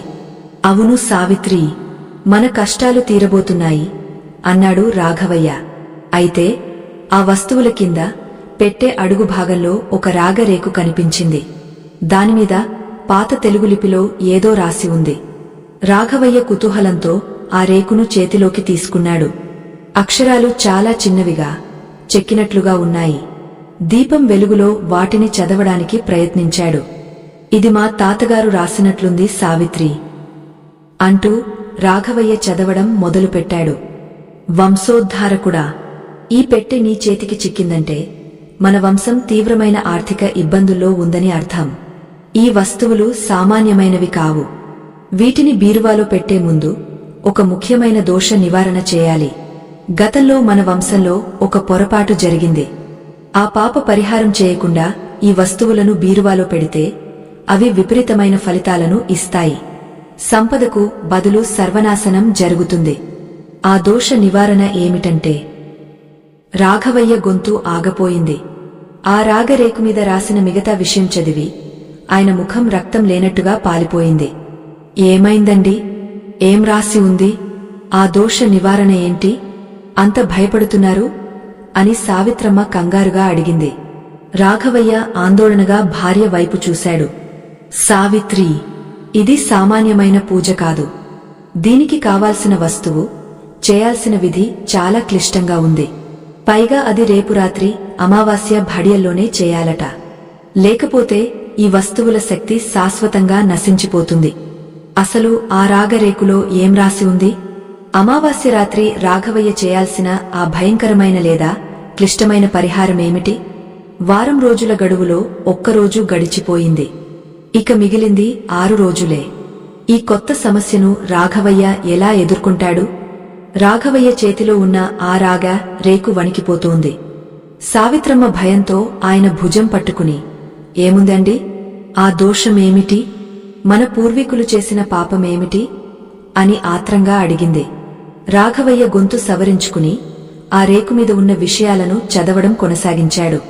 సావిత్రి, మన ముత్తాతగారు ఈ ఊరిలో పెద్ద జమీందారుగా ఉండేవారు.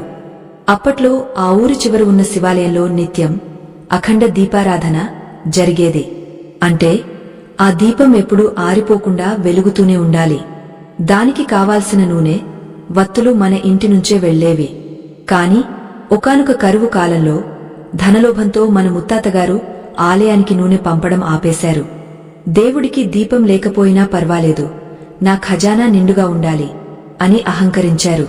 ఆ రోజు రాత్రి గాలివాన వచ్చి గుడిలోని దీపం ఆరిపోయింది. ఆ క్షణమే మన ఇంటి లక్ష్మి అలిగ వెళ్లిపోయింది. రాఘవయ్య కళ్ళు చెమ్మగిల్లాయి. అంతేకాదు సావిత్రి, ఆ రేకుమీద ఇంకో విషయం కూడా రాసి ఉంది. ఏ రోజైతే ఆ శివాలయంలో ఆరిపోయిన దీపం మళ్లీ వెలుగుతుందో ఆ రోజే ఈ 3 వస్తువులు, గోమతి చక్రాలు, హతాజోడి, శంఖం తమ శక్తిని ప్రదర్శిస్తాయి. అప్పటి వరకు ఇవి కేవలం రాళ్లు, చెక్క ముక్కలే. అమావాస్య భడియల్లో అర్ధరాత్రి వేళ ఆవు నెయ్యితో ఆ గర్భగుడిలో ఎవరైతే దీపం వెలిగేస్తారో వారికి మాత్రమే ఆ దోషం తొలగిపోతుంది అని రాసి ఉంది. సావిత్రమ్మ నిట్టూర్చింది. అంటే మన దారిద్ర్యానికి కారణం దేవుడి దీపాన్ని ఆర్పేయడమే అన్నమాట. దీపం అంటేనే లక్ష్మీ స్వరూపం. ఆ తల్లిని చీకట్లో ఉంచి మనం వెలుగులో బతకాలని చూడడం ఎంత అవివేకం. అవును సావిత్రి, కాని ఇప్పుడు సమస్య అది కాదు. రేపే అమావాస్య, చేతిలో చిల్లిగవ్వలేదు. ఆవు నెయ్యి కొనాలంటే కనీసం 100 వరహాలు కావాలి. మన దగ్గర రేపటి బియ్యానికి కూడా డబ్బులేదు. ఇక స్వచ్ఛమైన ఆవు నెయ్యి ఎక్కడి నుంచి తెస్తాం? పైగా ఆ గుడి శిథిలమైపోయింది, పాములకు నిలయంగా మారింది. అర్ధరాత్రి వేళ అక్కడికి వెళ్లడమంటే మృత్యువుతో చెలగాటమే అని రాఘవయ్య తల పట్టుకున్నాడు. ఆ రాత్రంతా వారికి నిద్ర పట్టలేదు. రాఘవయ్య పక్కమీద దొర్లుతూనే ఉన్నాడు. సావిత్రమ్మ మాత్రం పూజగదిలోనే కూర్చుని ఆ అమ్మవారిని వేడుకుంటూ ఉంది. తెల్లవారింది. అమావాస్య ప్రభావం వల్ల సూర్యుడు వచ్చినా ఆకాశం మబ్బుగానే ఉంది. వాతావరణం అంతా గంభీరంగా ఉంది. రాఘవయ్యకు ఏం చేయాలో పాలుపోవడం లేదు. ఆ రోజు సాయంత్రంలోపే నెయ్యి సిద్ధం చేసుకోవాలి. అప్పుడు సావిత్రమ్మ ఒక నిర్ణయానికి వచ్చింది. ఆమె తన కాలికి ఉన్న వెండి మట్టెలను, టో రింగ్స్ తీసింది. అవి ఆమె తల్లిగారు పెళ్లి సమయంలో ఇచ్చినవి. ఎంతో అపురూపమైనవి. ఏమండీ, ఇవి తీసుకువెళ్లి అమ్మి ఆవు నెయ్యి తీసుకురండి అని భర్త చేతిలో పెట్టింది. రాఘవయ్య ఆశ్చర్యపోయాడు.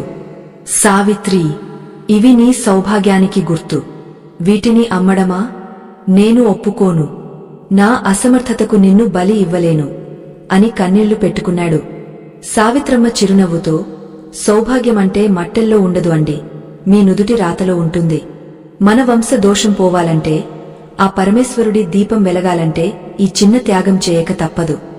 రేపు మనకు మంచి రోజులు వస్తే బంగారు మట్టలే చేయించుకుందాం. ముందు వెళ్ళండి, సమయం మించిపోతోంది అని బలవంతంగా పంపింది. రాఘవయ్య బరువుక్కిన గుండెతో ఆ మట్టెలను తీసుకుని అంగడికి వెళ్లాడు. వాటిని అమ్మి వచ్చిన డబ్బుతో అత్యంత శ్రేష్ఠమైన ఆవు నెయ్యిని, పెద్ద మట్టి ప్రమిదను, తెల్లటి వత్తులను కొనుగోలు చేశాడు. ఇంటికి వచ్చేసరికి సాయంత్రం 6 గంటలు అయ్యింది. చీకటి పడగానే అమావాస్య ప్రభావం స్పష్టంగా కనిపిస్తోంది. ఆకాశంలో చంద్రుడు లేడు, నక్షత్రాలు కూడా మబ్బుల చాటున దాక్కున్నాయి. ఊరంతా గాఢాంధకారంలో మునిగిపోయింది. కుక్కల అరుపులు, గాలికి ఊగుతున్న చెట్ల శబ్దాలు భయాన్ని రేకెత్తిస్తున్నాయి. రాత్రి 10 గంటల సమయం. రాఘవయ్య, సావిత్రమ్మ ఇద్దరూ స్నానం చేసి తడి బట్టలతో సిద్ధమయ్యారు. రాఘవయ్య చేతిలో నెయ్యి పాత్ర, ప్రమిద ఉన్నాయి. సావిత్రమ్మ చేతిలో పూలబుట్ట, అగ్గపెట్టె ఉన్నాయి. పద సావిత్రి, ఆ పరమేశ్వరుడి మీద భారం వేసి వెళ్దాం. ఈ రాత్రి మన తలరాతను మార్చే రాత్రి అన్నాడు రాఘవయ్య. ఇద్దరూ ఆ చీకట్లో శివాలయం వైపు నడవడం మొదలుపెట్టారు. దారిలో ఒక్క మనిషి కూడా కనిపించడం లేదు. కేవలం వారి అడుగుల శబ్దం తప్ప. గాలి బలంగా వీస్తోంది. ఆ చల్లటి గాలికి వారి తడి బట్టలు శరీరాన్ని కోస్తున్నట్లుగా ఉన్నాయి. కాని వారి సంకల్పం ముందు ఆ చలి చిన్నబోయింది. శివాలయం చేరుకునేసరికి అర్ధరాత్రి 12 కావస్తోంది. నిన్న రాఘవయ్య చూసిన పాము గుర్తుకు రాగానే ఒళ్ళు జలధరించింది. గుడి ప్రాంగణం అంతా పిచ్చి మొక్కలతో, రాళ్లతో నిండి ఉంది. గర్భగుడి తలుపులు ఎప్పుడో విరిగపోయాయి. లోపల గాయమైన చీకటి, గబ్బిలాల వాసన ముక్కుపుటాలను అదిరిస్తోంది. జాగ్రత్త సావిత్రి, అడుగులు చూసి వెయ్యి అంటూ రాఘవయ్య టార్చ్ లైట్ వెలుతురులో దారి చేస్తూ ముందుకు వెళ్లాడు. గర్భగుడి లోపలికి వెళ్లగానే అక్కడ ఒక విచిత్రమైన దృశ్యం కనిపించింది. శివలింగం మీద ఎవరో తాజా బిల్వ పత్రాలు వేసినట్లుగా ఉన్నాయి. కాని ఈ పాడుబడిన గుడికి ఎవరు వస్తారు? ఎవరో సిద్ధ పురుషులు వచ్చి ఉంటారు అండి అని సావిత్రమ్మ మెల్లగా చెప్పింది. రాఘవయ్య శివలింగం ముందు ఆ పెద్ద ప్రమిదను పెట్టాడు. అందులో స్వచ్ఛమైన ఆవు నెయ్యిని పోశాడు.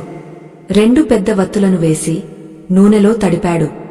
సావిత్రి, సరిగ్గా 12 గంటలకు ఈ దీపాన్ని వెలిగించాలి. అప్పుడే ఆ దోషం పోతుంది అన్నాడు. ఇంకా 5 నిమిషాల సమయముంది. ఇద్దరు కళ్ళు మూసుకుని ఓం నమః శివాయ అని జపించడం మొదలుపెట్టారు. సరిగ్గా ఆ సమయంలో గుడి బయట నుంచి గజ్జెల శబ్దం వినిపించింది. ఢల్ ఖల్ ఖల్. ఆ శబ్దం చాలా దగ్గరగా వస్తోంది. ఎవరో నాట్యం చేస్తూ వస్తున్నట్లుగా ఉంది. అడవి మధ్యలో అర్ధరాత్రి వేళ పాడుబడిన గుడి దగ్గర గజ్జెల శబ్దమా? సావిత్రమ్మ భయంతో రాఘవయ్య చేతిని గట్టిగా పట్టుకుంది. ఎవరది అండి? యక్షిణీలా? దెయ్యాలా? అని వణికిపోయింది. ఆ గజ్జెల శబ్దం గుడి గుమ్మం దగ్గరే ఆగిపోయింది. ఒక నీడ గర్భగుడిలోకి పడింది. ఆ నీడను చూస్తే అది మనిషి నీడలా లేదు. చాలా పొడవుగా, వికృతంగా ఉంది. రాఘవయ్య ధైర్యం చేసి ఎవరది అని గట్టిగా అరిచాడు. దానికి సమాధానంగా ఒక వికటమైన నవ్వు వినిపించింది. హహహ, నా అనుమతి లేకుండా నా క్షేత్రంలో దీపం పెట్టాలనుకుంటున్నారా? ఎంత ధైర్యం మీకు? ఈ నిధిని, ఈ గుడిని కాపాడుతున్నది నేను. మీ పూర్వీకులు చేసిన తప్పుకు ప్రాయశ్చిత్తం అంత తేలికగా జరగదు అంటూ ఒక భయంకరమైన స్వరం వినిపించింది. ఆ స్వరానికి గుడి గోడలు కూడా కంపించాయి. ప్రమిదలోని నెయ్యి కదిలింది. ఇప్పుడు రాఘవయ్య ఏం చేస్తాడు? దీపం వెలిగించే ముహూర్తం దగ్గర పడుతోంది.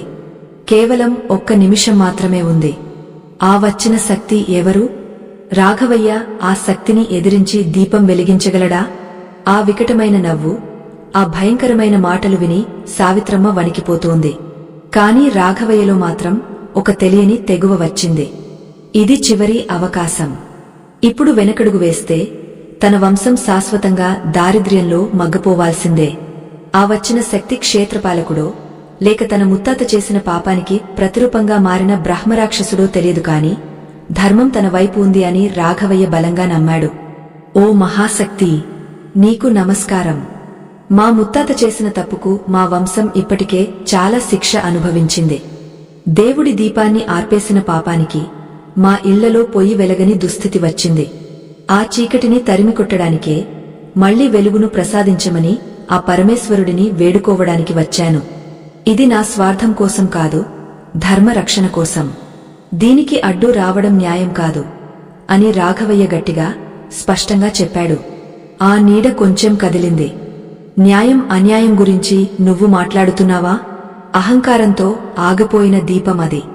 కేవలం పశ్చాత్తాపముంటే సరిపోదు, త్యాగం కూడా కావాలి. ఈ దీపం వెలగాలంటే మీ ప్రాణాలను పణంగా పెట్టగలరా అని ఆ స్వరం గర్జించింది. నా భర్త ప్రాణం జోలికి వస్తే నేను ఎంతటి శక్తినైనా ఎదిరిస్తాను. నా మెడలో తాళి ఉన్నంత వరకు ఆయన్ను ఎవరూ ఏమీ చేయలేరు. ఈ దీపం వెలగడం సత్యం, మా వంశం పావనం అవ్వడం తథ్యం అని సావిత్రమ్మ ముందుకు వచ్చి తన కొంగును నడుముకు బిగించి నిలబడింది. ఆమె మాటల్లోని ఆత్మవిశ్వాసం, పతివ్రతా శక్తి ఆ గాలిని కూడా స్తంభింపజేశాయి. సమయం 12 గంటలు కావడానికి ఇంకా 10 సెకన్లే ఉంది. సావిత్రి, వెలిగించు అని అరిచాడు రాఘవయ్య. రాఘవయ్య అగ్గపుల్ల గీశాడు.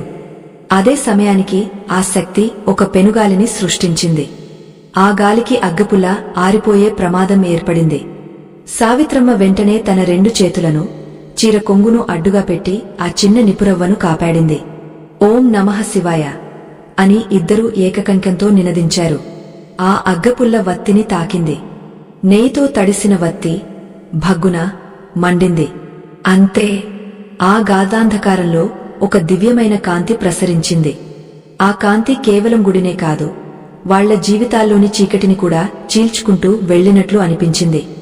దీపం వెలగగానే ఆ వికృతంగా ఉన్న నీడ, ఆ భయంకరమైన ఆకారం నెమ్మదిగా కరిగిపోయింది.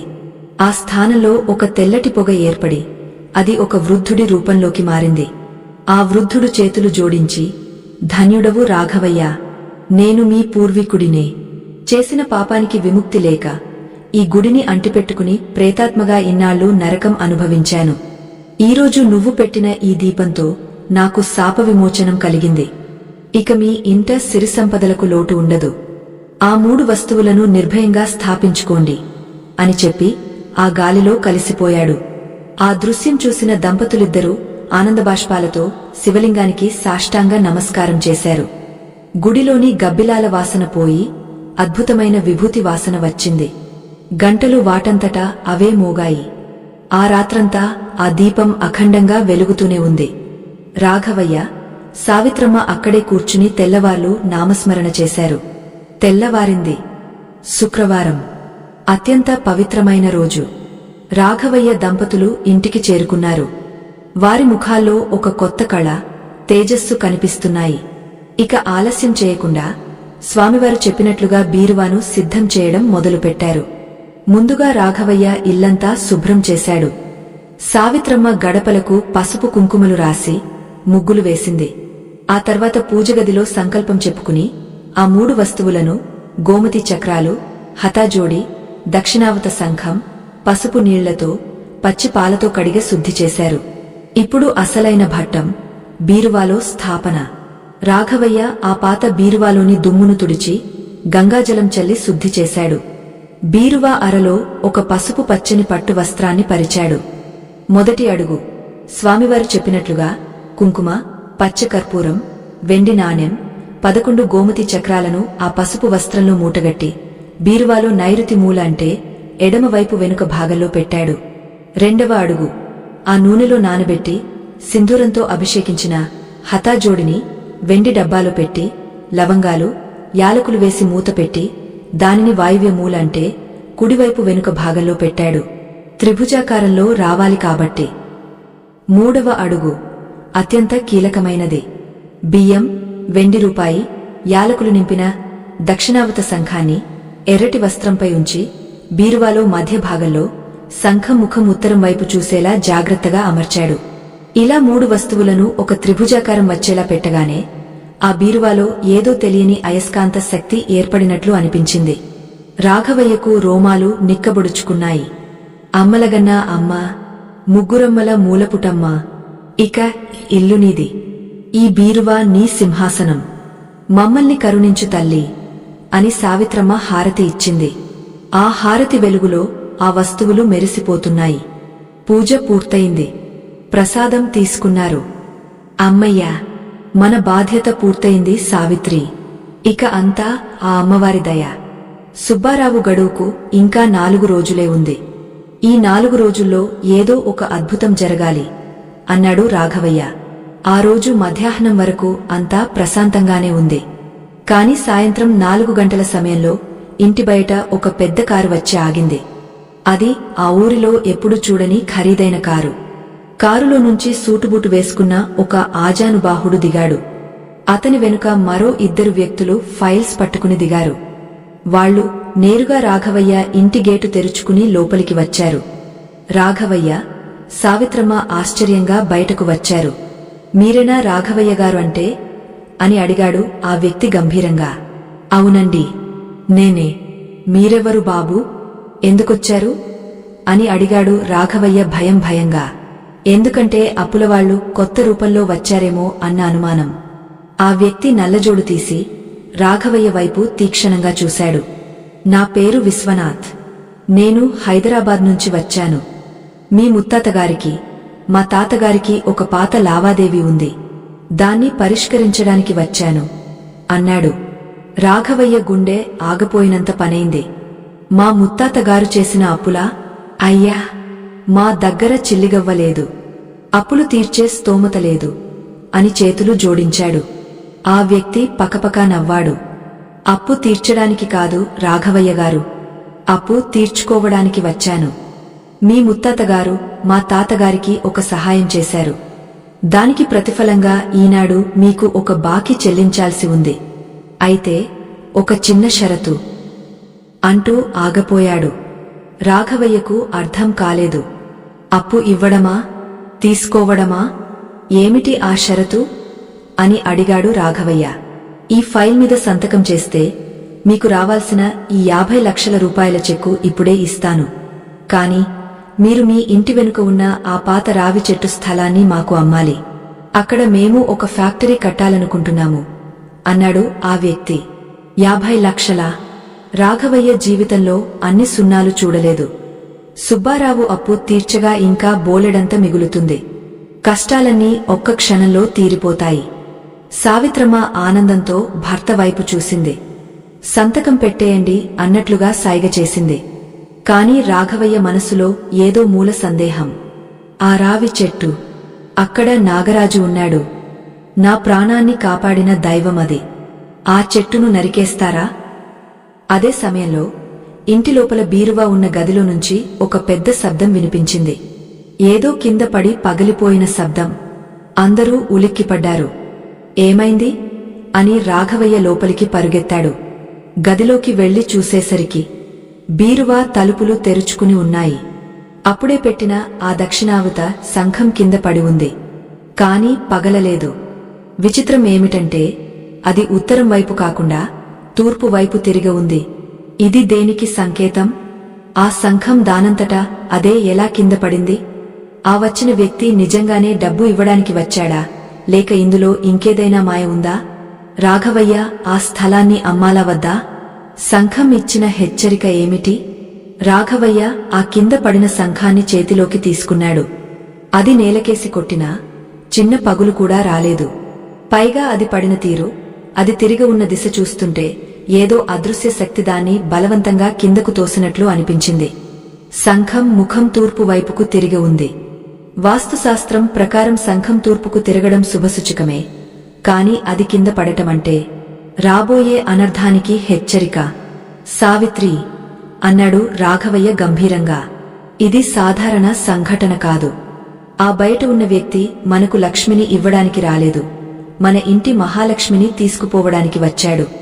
ఆ రావి చెట్టు సామాన్యమైనది కాదు. అందులో ఆ నాగదేవత నివసిస్తోంది. నిన్న రాత్రి నా ప్రాణాలను కాపాడి నాకు దారినిచ్చిన దైవమది. ఆ చెట్టును నరికేసి అక్కడ ఫ్యాక్టరీ కడతామంటే ఆ పాపం మన వంశాన్ని బూడిద చేస్తుంది. ఆ 50 లక్షలు మనకు వద్దు. అది ధనం కాదు, మన పాలిట విషం. సావిత్రమ్మ కూడా అదే ఆలోచనతో ఉంది. ఆమె కళ్లలో భయం పోయి నిశ్చయం కనిపించింది. అవునండి, కన్నతల్లి లాంటి చెట్టును అమ్ముకుని బతకడం కంటే ఆత్మాభిమానంతో చావడం మిన్న. వెళ్ళండి, ఆ పత్రాల మీద సంతకం చేయనని చెప్పేయండి అని భర్తకు ధైర్యం చెప్పింది. రాఘవయ్య బయటకు వచ్చాడు. విశ్వనాథ్ ఇంకా అక్కడే నిలబడి గడియారం చూసుకుంటున్నాడు. రాఘవయ్యను చూడగానే, ఏమండీ, సంతకం చేశారా? చెక్ సిద్ధంగా ఉంది అన్నాడు చిరునవ్వుతో. విశ్వనాథ్ గారు, మీ డబ్బు, మీ ఆఫర్ రెండు గొప్పవే, కాని మాకు అవి వద్దు. మా ఇంటి వెనుక ఉన్న రావి చెట్టు మాకు దైవ సమానం. దాన్ని నరకడానికి, ఆ స్థలం అమ్మడానికి మా మనసు అంగీకరించడం లేదు. దయచేసి మీరు వెళ్ళవచ్చు అని చేతులు జోడించి వినయంగానే అయినా ఖచ్చితంగా చెప్పాడు రాఘవయ్య. విశ్వనాథ్ ముఖం ఒక్కసారిగా మారిపోయింది. అప్పటి వరకు ఉన్న నవ్వు మాయమై క్రూరత్వం నిండింది. ఏంటి, వద్దా? పిచ్చి పట్టిందా రాఘవయ్య? చేతిలో చిల్లిగవ్వలేదు. అప్పులవాళ్లు ఇంటిమీద పడుతున్నారు. 50 లక్షలు అంటే 50 తరాలు కూర్చుని తినొచ్చు. ఒక చెట్టు కోసం ఇంత డబ్బు వదులుకుంటావా అని అరిచాడు. డబ్బు పోతే సంపాదించుకోవచ్చు బాబు, కాని ధర్మం తప్పితే మళ్లీ సరిదిద్దుకోలేము. ఆ చెట్టు మా పూర్వీకుల ఆస్తి కాదు, అది మా ఇంటి ప్రాణం. దయచేసి వెళ్ళండి అన్నాడు రాఘవయ్య ద్రుజంగా. విశ్వనాథ్ కోపంతో ఊగపోయాడు. మర్యాదగా చెబుతుంటే వినవా? నాకు ఆ స్థలం కావాలి అంటే కావాలి. అక్కడ ఫ్యాక్టరీ కట్టి తీరుతాను. నువ్వు సంతకం పెట్టకపోతే నీ చేత ఎలా పెట్టించాలో నాకు తెలుసు. రేపు పొద్దున్నే బుల్డోజర్లు వస్తాయి. నీ ఇల్లు, ఆ చెట్టు రెండూ నేలమట్టం అవుతాయి. అప్పుడు దిక్కులేని వాడిలా రోడ్డుమీద నిలబడతావు చూసుకో అని బెదిరించాడు. రాఘవయ్య గుండె దడదడా కొట్టుకుంది. ఇతను సామాన్యుడు కాదు, ఏదైనా చేయగల సమర్థుడులా ఉన్నాడు. విశ్వనాథ్ తన జేబులో నుంచి ఫోన్ తీసి, హలో, కమిషనర్ గారా? నేను విశ్వనాథ్ని మాట్లాడుతున్నాను అంటూ ఎవరికో ఫోన్ కలపబోయాడు. రాఘవయ్యను భయపెట్టి సంతకం పెట్టించుకోవాలన్నది అతని పన్నాగం. కాని సరిగ్గా అదే క్షణంలో రాఘవయ్య బీరువాలో పెట్టిన హతాజోడి తన ప్రభావాన్ని చూపించడం మొదలుపెట్టింది. హతాజోడి అంటేనే శత్రు వినాశకారి. ఎవరైతే ఆ ఇంటి యజమాని మీద చెడు తలపెడతారో వారిని అది ఉధృతంగా తిప్పికొడుతుంది. విశ్వనాథ్ ఫోన్ నెంబర్ డయల్ చేసేలోపే అతని ఫోన్ మోగింది. అది అతని పర్సనల్ అసిస్టెంట్ నెంబర్. కోపంగా లిఫ్ట్ చేశాడు. ఏంట్రా, ఇప్పుడే కదా మాట్లాడాం అన్నాడు విశ్వనాథ్.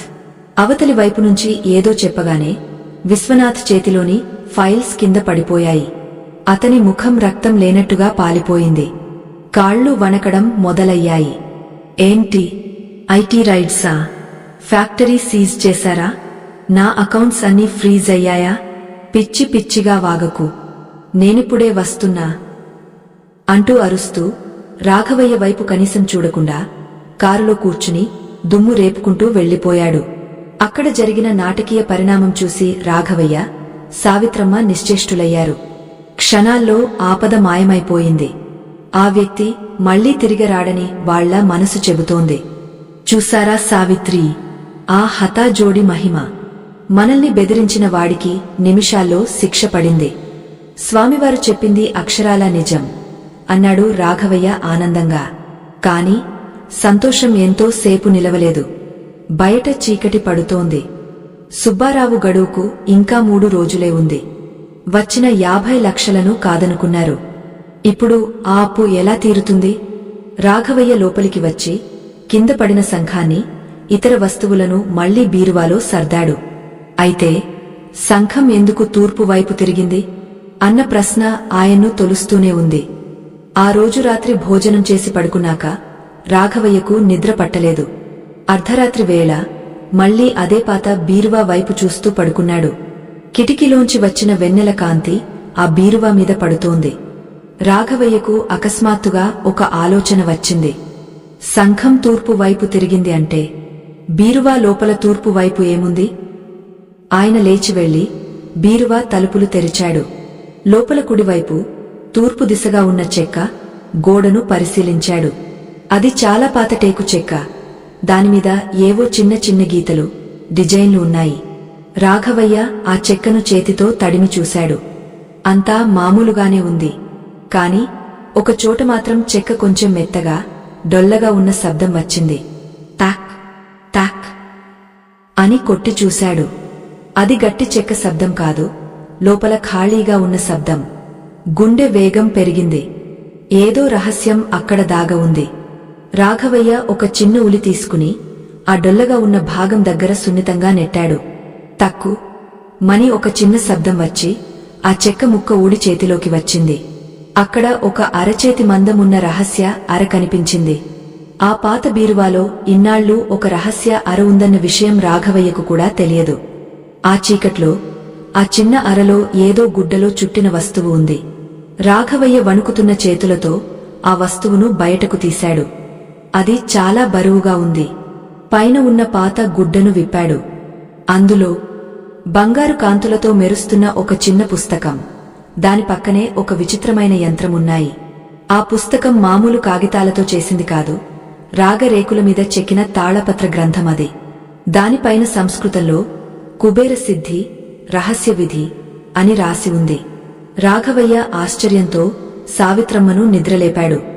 సావిత్రి, లే, మన తాతల నాటి అసలైన ఆస్తి దొరికింది.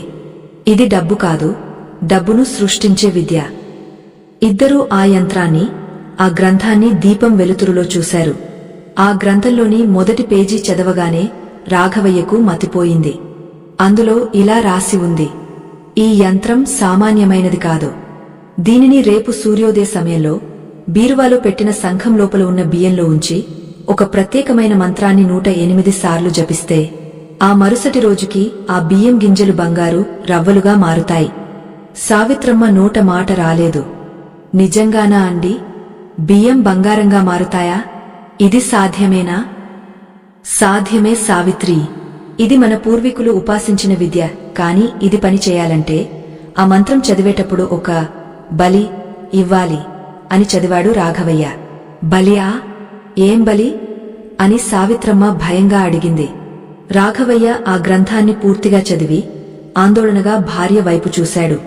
సావిత్రి, ఇది జంతు బలి కాదు, అంతకంటే కఠినమైనది. ఈ మంత్రం ఫలించాలంటే మనకు అత్యంత ఇష్టమైన వస్తువును లేదా మనకు ప్రాణప్రదమైన ఒక విషయాన్ని శాశ్వతంగా త్యాగం చేయాలి. ఆ త్యాగం చేస్తేనే ఆ యంత్రం కరుగుతుంది, బంగారం కురుస్తుంది. అత్యంత ఇష్టమైనది త్యాగం చేయాలా? రాఘవయ్య దగ్గర ఇప్పుడు ఏముంది? తన భార్య మట్టెలు పోయాయి, ఆస్తిపాస్తులు పోయాయి. మిగిలింది ఇల్లు, భార్య, బిడ్డలు, కాదు కాదు, రాఘవయ్యకు ఇంకా తెలియని ఒక విషయముంది.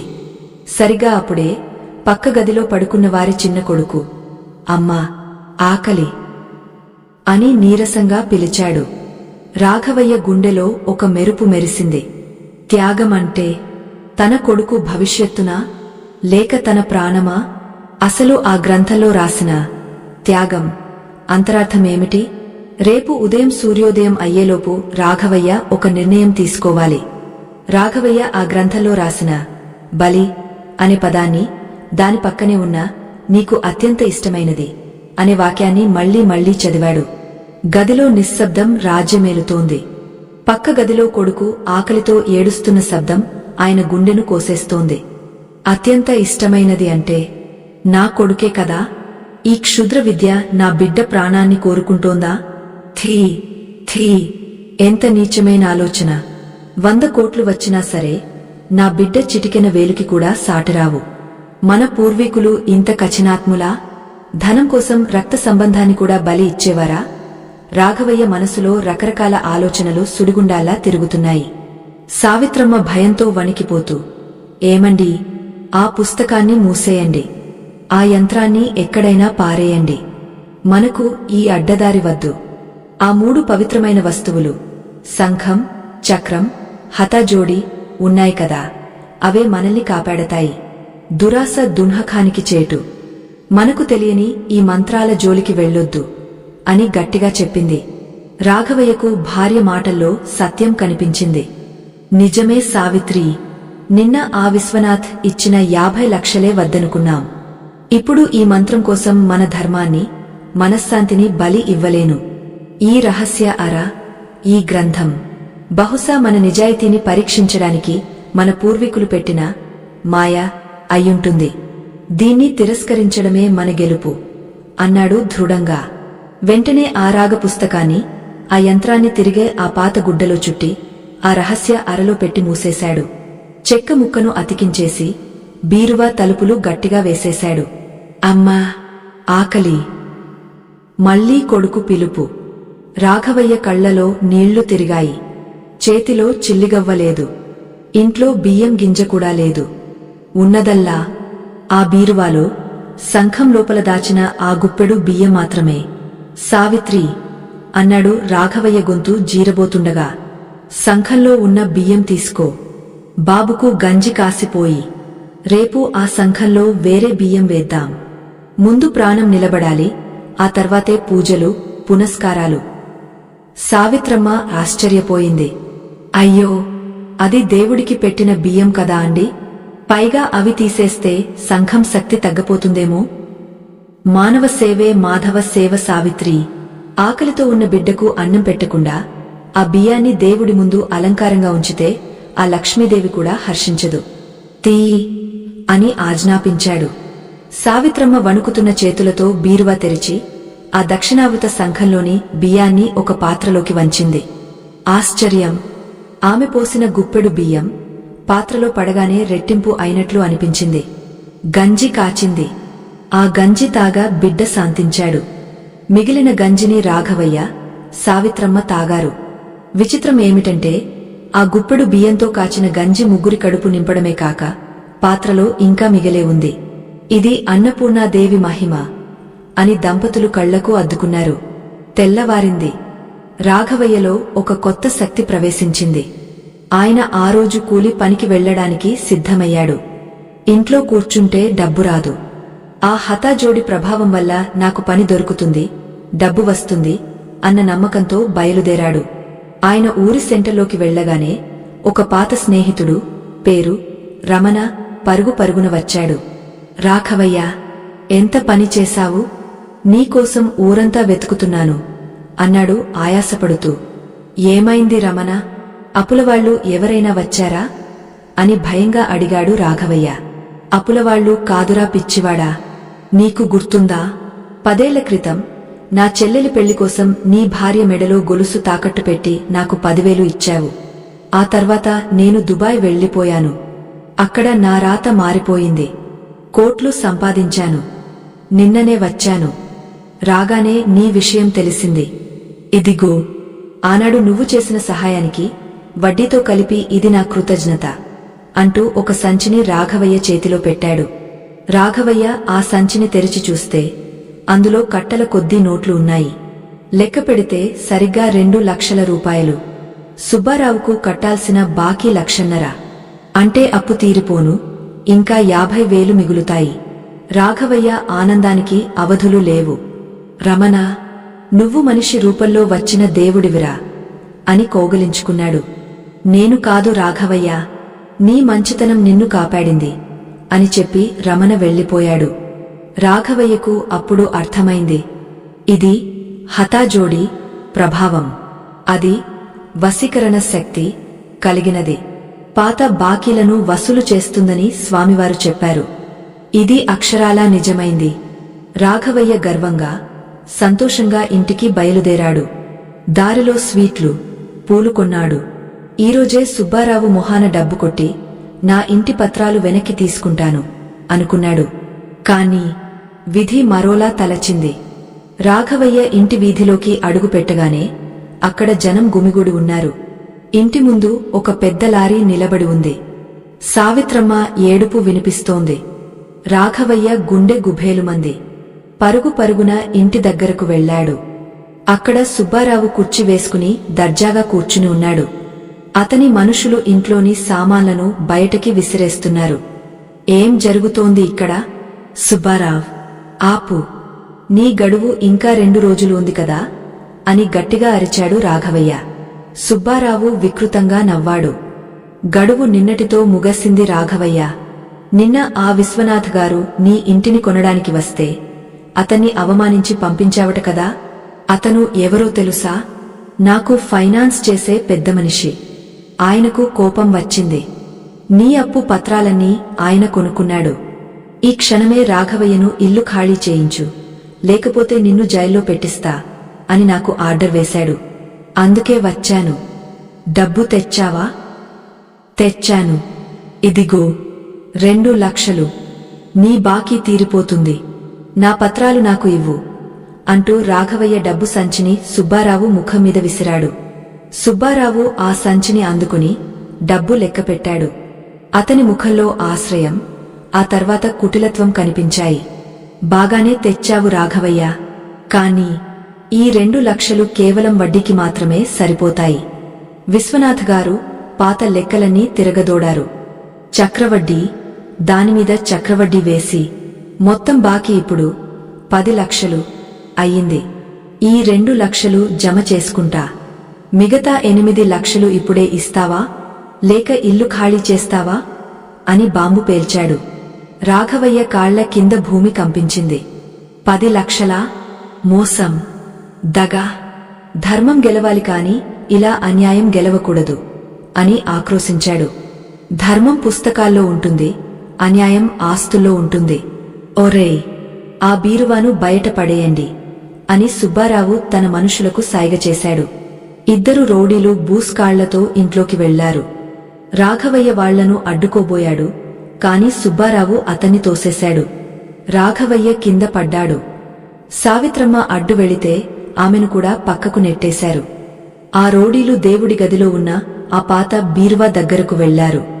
అందులో సాక్షాత్తు లక్ష్మీ స్వరూపమైన శంఖం, చక్రం, హఠాజోడి ఉన్నాయి. దీన్ని ఎత్తండిరా అన్నాడు ఒకడు. వాళ్లు ఆ బీరువాను పట్టుకుని కదిలించడానికి ప్రయత్నించారు. అప్పుడు జరిగింది అసలైన అద్భుతం. ఆ బీరువా ఒక్క అంగుళం కూడా కదలలేదు. అది భూమికి అతుక్కుపోయినట్లు, లేదా 100 టన్నుల బరువు పెరిగినట్లు స్థానువులా నిలబడింది. ఆ 2 రౌడీలు బలాన్నంతా ఉపయోగించారు. నరాల తెగేలా లాగారు. లాభం లేదు. ఏంట్రా, చేతకాని వెధవల్లారా, నేనుస్తా ఉండండి అంటూ సుబ్బారావు కోపంగా లోపలికి వెళ్లాడు. సుబ్బారావు ఆ బీరువా మీద చెయ్యి వేసి, రండిరా, అందరం కలిసి తోద్దాం అన్నాడు. అతను బీరువాను తాకగానే బీరువా లోపల ఉన్న దక్షిణావత సంఘం నుండి ఓం అనే ప్రణవనాదం గంభీరంగా వినిపించింది. అది హాలులో ఉన్న అందరికీ స్పష్టంగా వినపడింది. మరుక్షణమే సుబ్బారావు అమ్మో అని గట్టిగా అరుస్తూ వెనక్కి ఎగిరిపడ్డాడు. అతని చేతికి ఏదో కరెంట్ షాక్ కొట్టినట్లు చెయ్యి నల్లబడిపోయింది. పాము పాము, బీరువాలో పాముంది అని అరిచాడు సుబ్బారావు భయంతో వణికిపోతూ. నిజంగానే బీరువాలో పాము ఉందా, లేక గోమతి చక్రాల రక్షణ వలయం అతన్ని కాటేసిందా? ఇప్పుడు సుబ్బారావు ఏం చేస్తాడు? ఆ ప్రణవ నాదం ఎక్కడి నుంచి వచ్చింది? ఆ ప్రణవ నాదం వినగానే సుబ్బారావు వెనక్కి ఎగిరిపడ్డాడు. అతని అరుపుకు ఆ గదిలోని వారందరూ గడగడలాడిపోయారు. పాము, పాము అని సుబ్బారావు అరుస్తుంటే అతని మనుషులు భయంతో వెనక్కి తగ్గారు. నిజానికి అక్కడ భౌతికంగా పాము కనిపించడం లేదు. కాని సుబ్బారావు కళ్లలో మాత్రం మృత్యుభయం తాండవిస్తోంది. అతని కుడి చెయ్యి, బీరువాను తాకిన చెయ్యి కాలిపోయినట్లు నల్లగా మారిపోయింది. రాఘవయ్య, సావిత్రమ్మ ఆశ్చర్యంగా చూస్తున్నారు. వాళ్లకు ఏ పాము కనిపించడం లేదు. కాని సుబ్బారావుకు ఏం కనిపిస్తోందో వారికి అర్థం కాలేదు. ఇది దేవుడి మహత్యం, ఆ తల్లి మనల్ని కాపాడుతోంది అని సావిత్రమ్మ చేతులు జోడించింది. సుబ్బారావు వణుకుతూ లేచాడు. ఓరే, పదండరా, ఈ ఇంట్లో ఏదో ఉంది. ఆ బీరువా మామూలుది కాదు. దానికి కరెంట్ పెట్టారో దెయ్యముందో తెలియదు కాని నా ప్రాణం పోయినంత పనైంది అంటూ పారిపోవడానికి సిద్ధమయ్యాడు. అయితే సరిగ్గా అప్పుడే ఇంటి బయట మరో కారు ఆగింది. ఈసారి వచ్చింది విశ్వనాథ్ కాదు, అతనికంటే పెద్ద అధికారిలా ఉన్న ఒక వృద్ధుడు.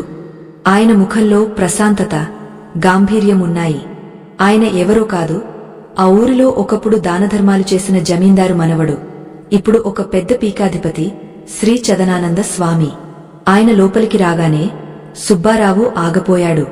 స్వామీ, మీరా అని తల వంచుకున్నాడు. స్వామివారు నేరుగా బీరువా దగ్గరకు వెళ్లారు. ఆయన రాకతో ఆ గదిలో ఒక సుగంధం వ్యాపించింది. ఆయన కళ్ళు మూసుకుని ఆ బీరువాను తాకారు. సుబ్బారావుకు షాక్ కొట్టిన ఆ బీరువా స్వామివారి స్పర్శకు మాత్రం చల్లగా, ప్రశాంతంగా స్పందించింది. రాఘవయ్య అని పిలిచారు స్వామివారు.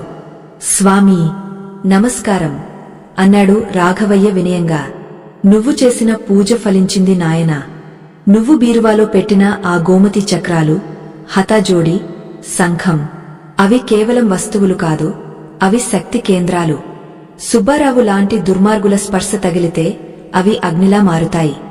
భక్తుల స్పర్శ తగిలితే అమృతంలా మారుతాయి. సుబ్బారావ్, నీకు పట్టిన గతి చూశావుగా, ఇకనైనా బుద్ధి తెచ్చుకో. ఈ ఇల్లు, ఈ బీరువా దైవాంశ సంభూతాలు. వీటిని ఆక్రమించుకోవాలనుకుంటే సర్వనాశనం అవుతావు అని హెచ్చరించారు. సుబ్బారావు కాళ్లమీద పడ్డాడు. నన్ను క్షమించండి స్వామీ, నా అజ్ఞానం. నా డబ్బు నాకు వద్దు, ఏమీ వద్దు.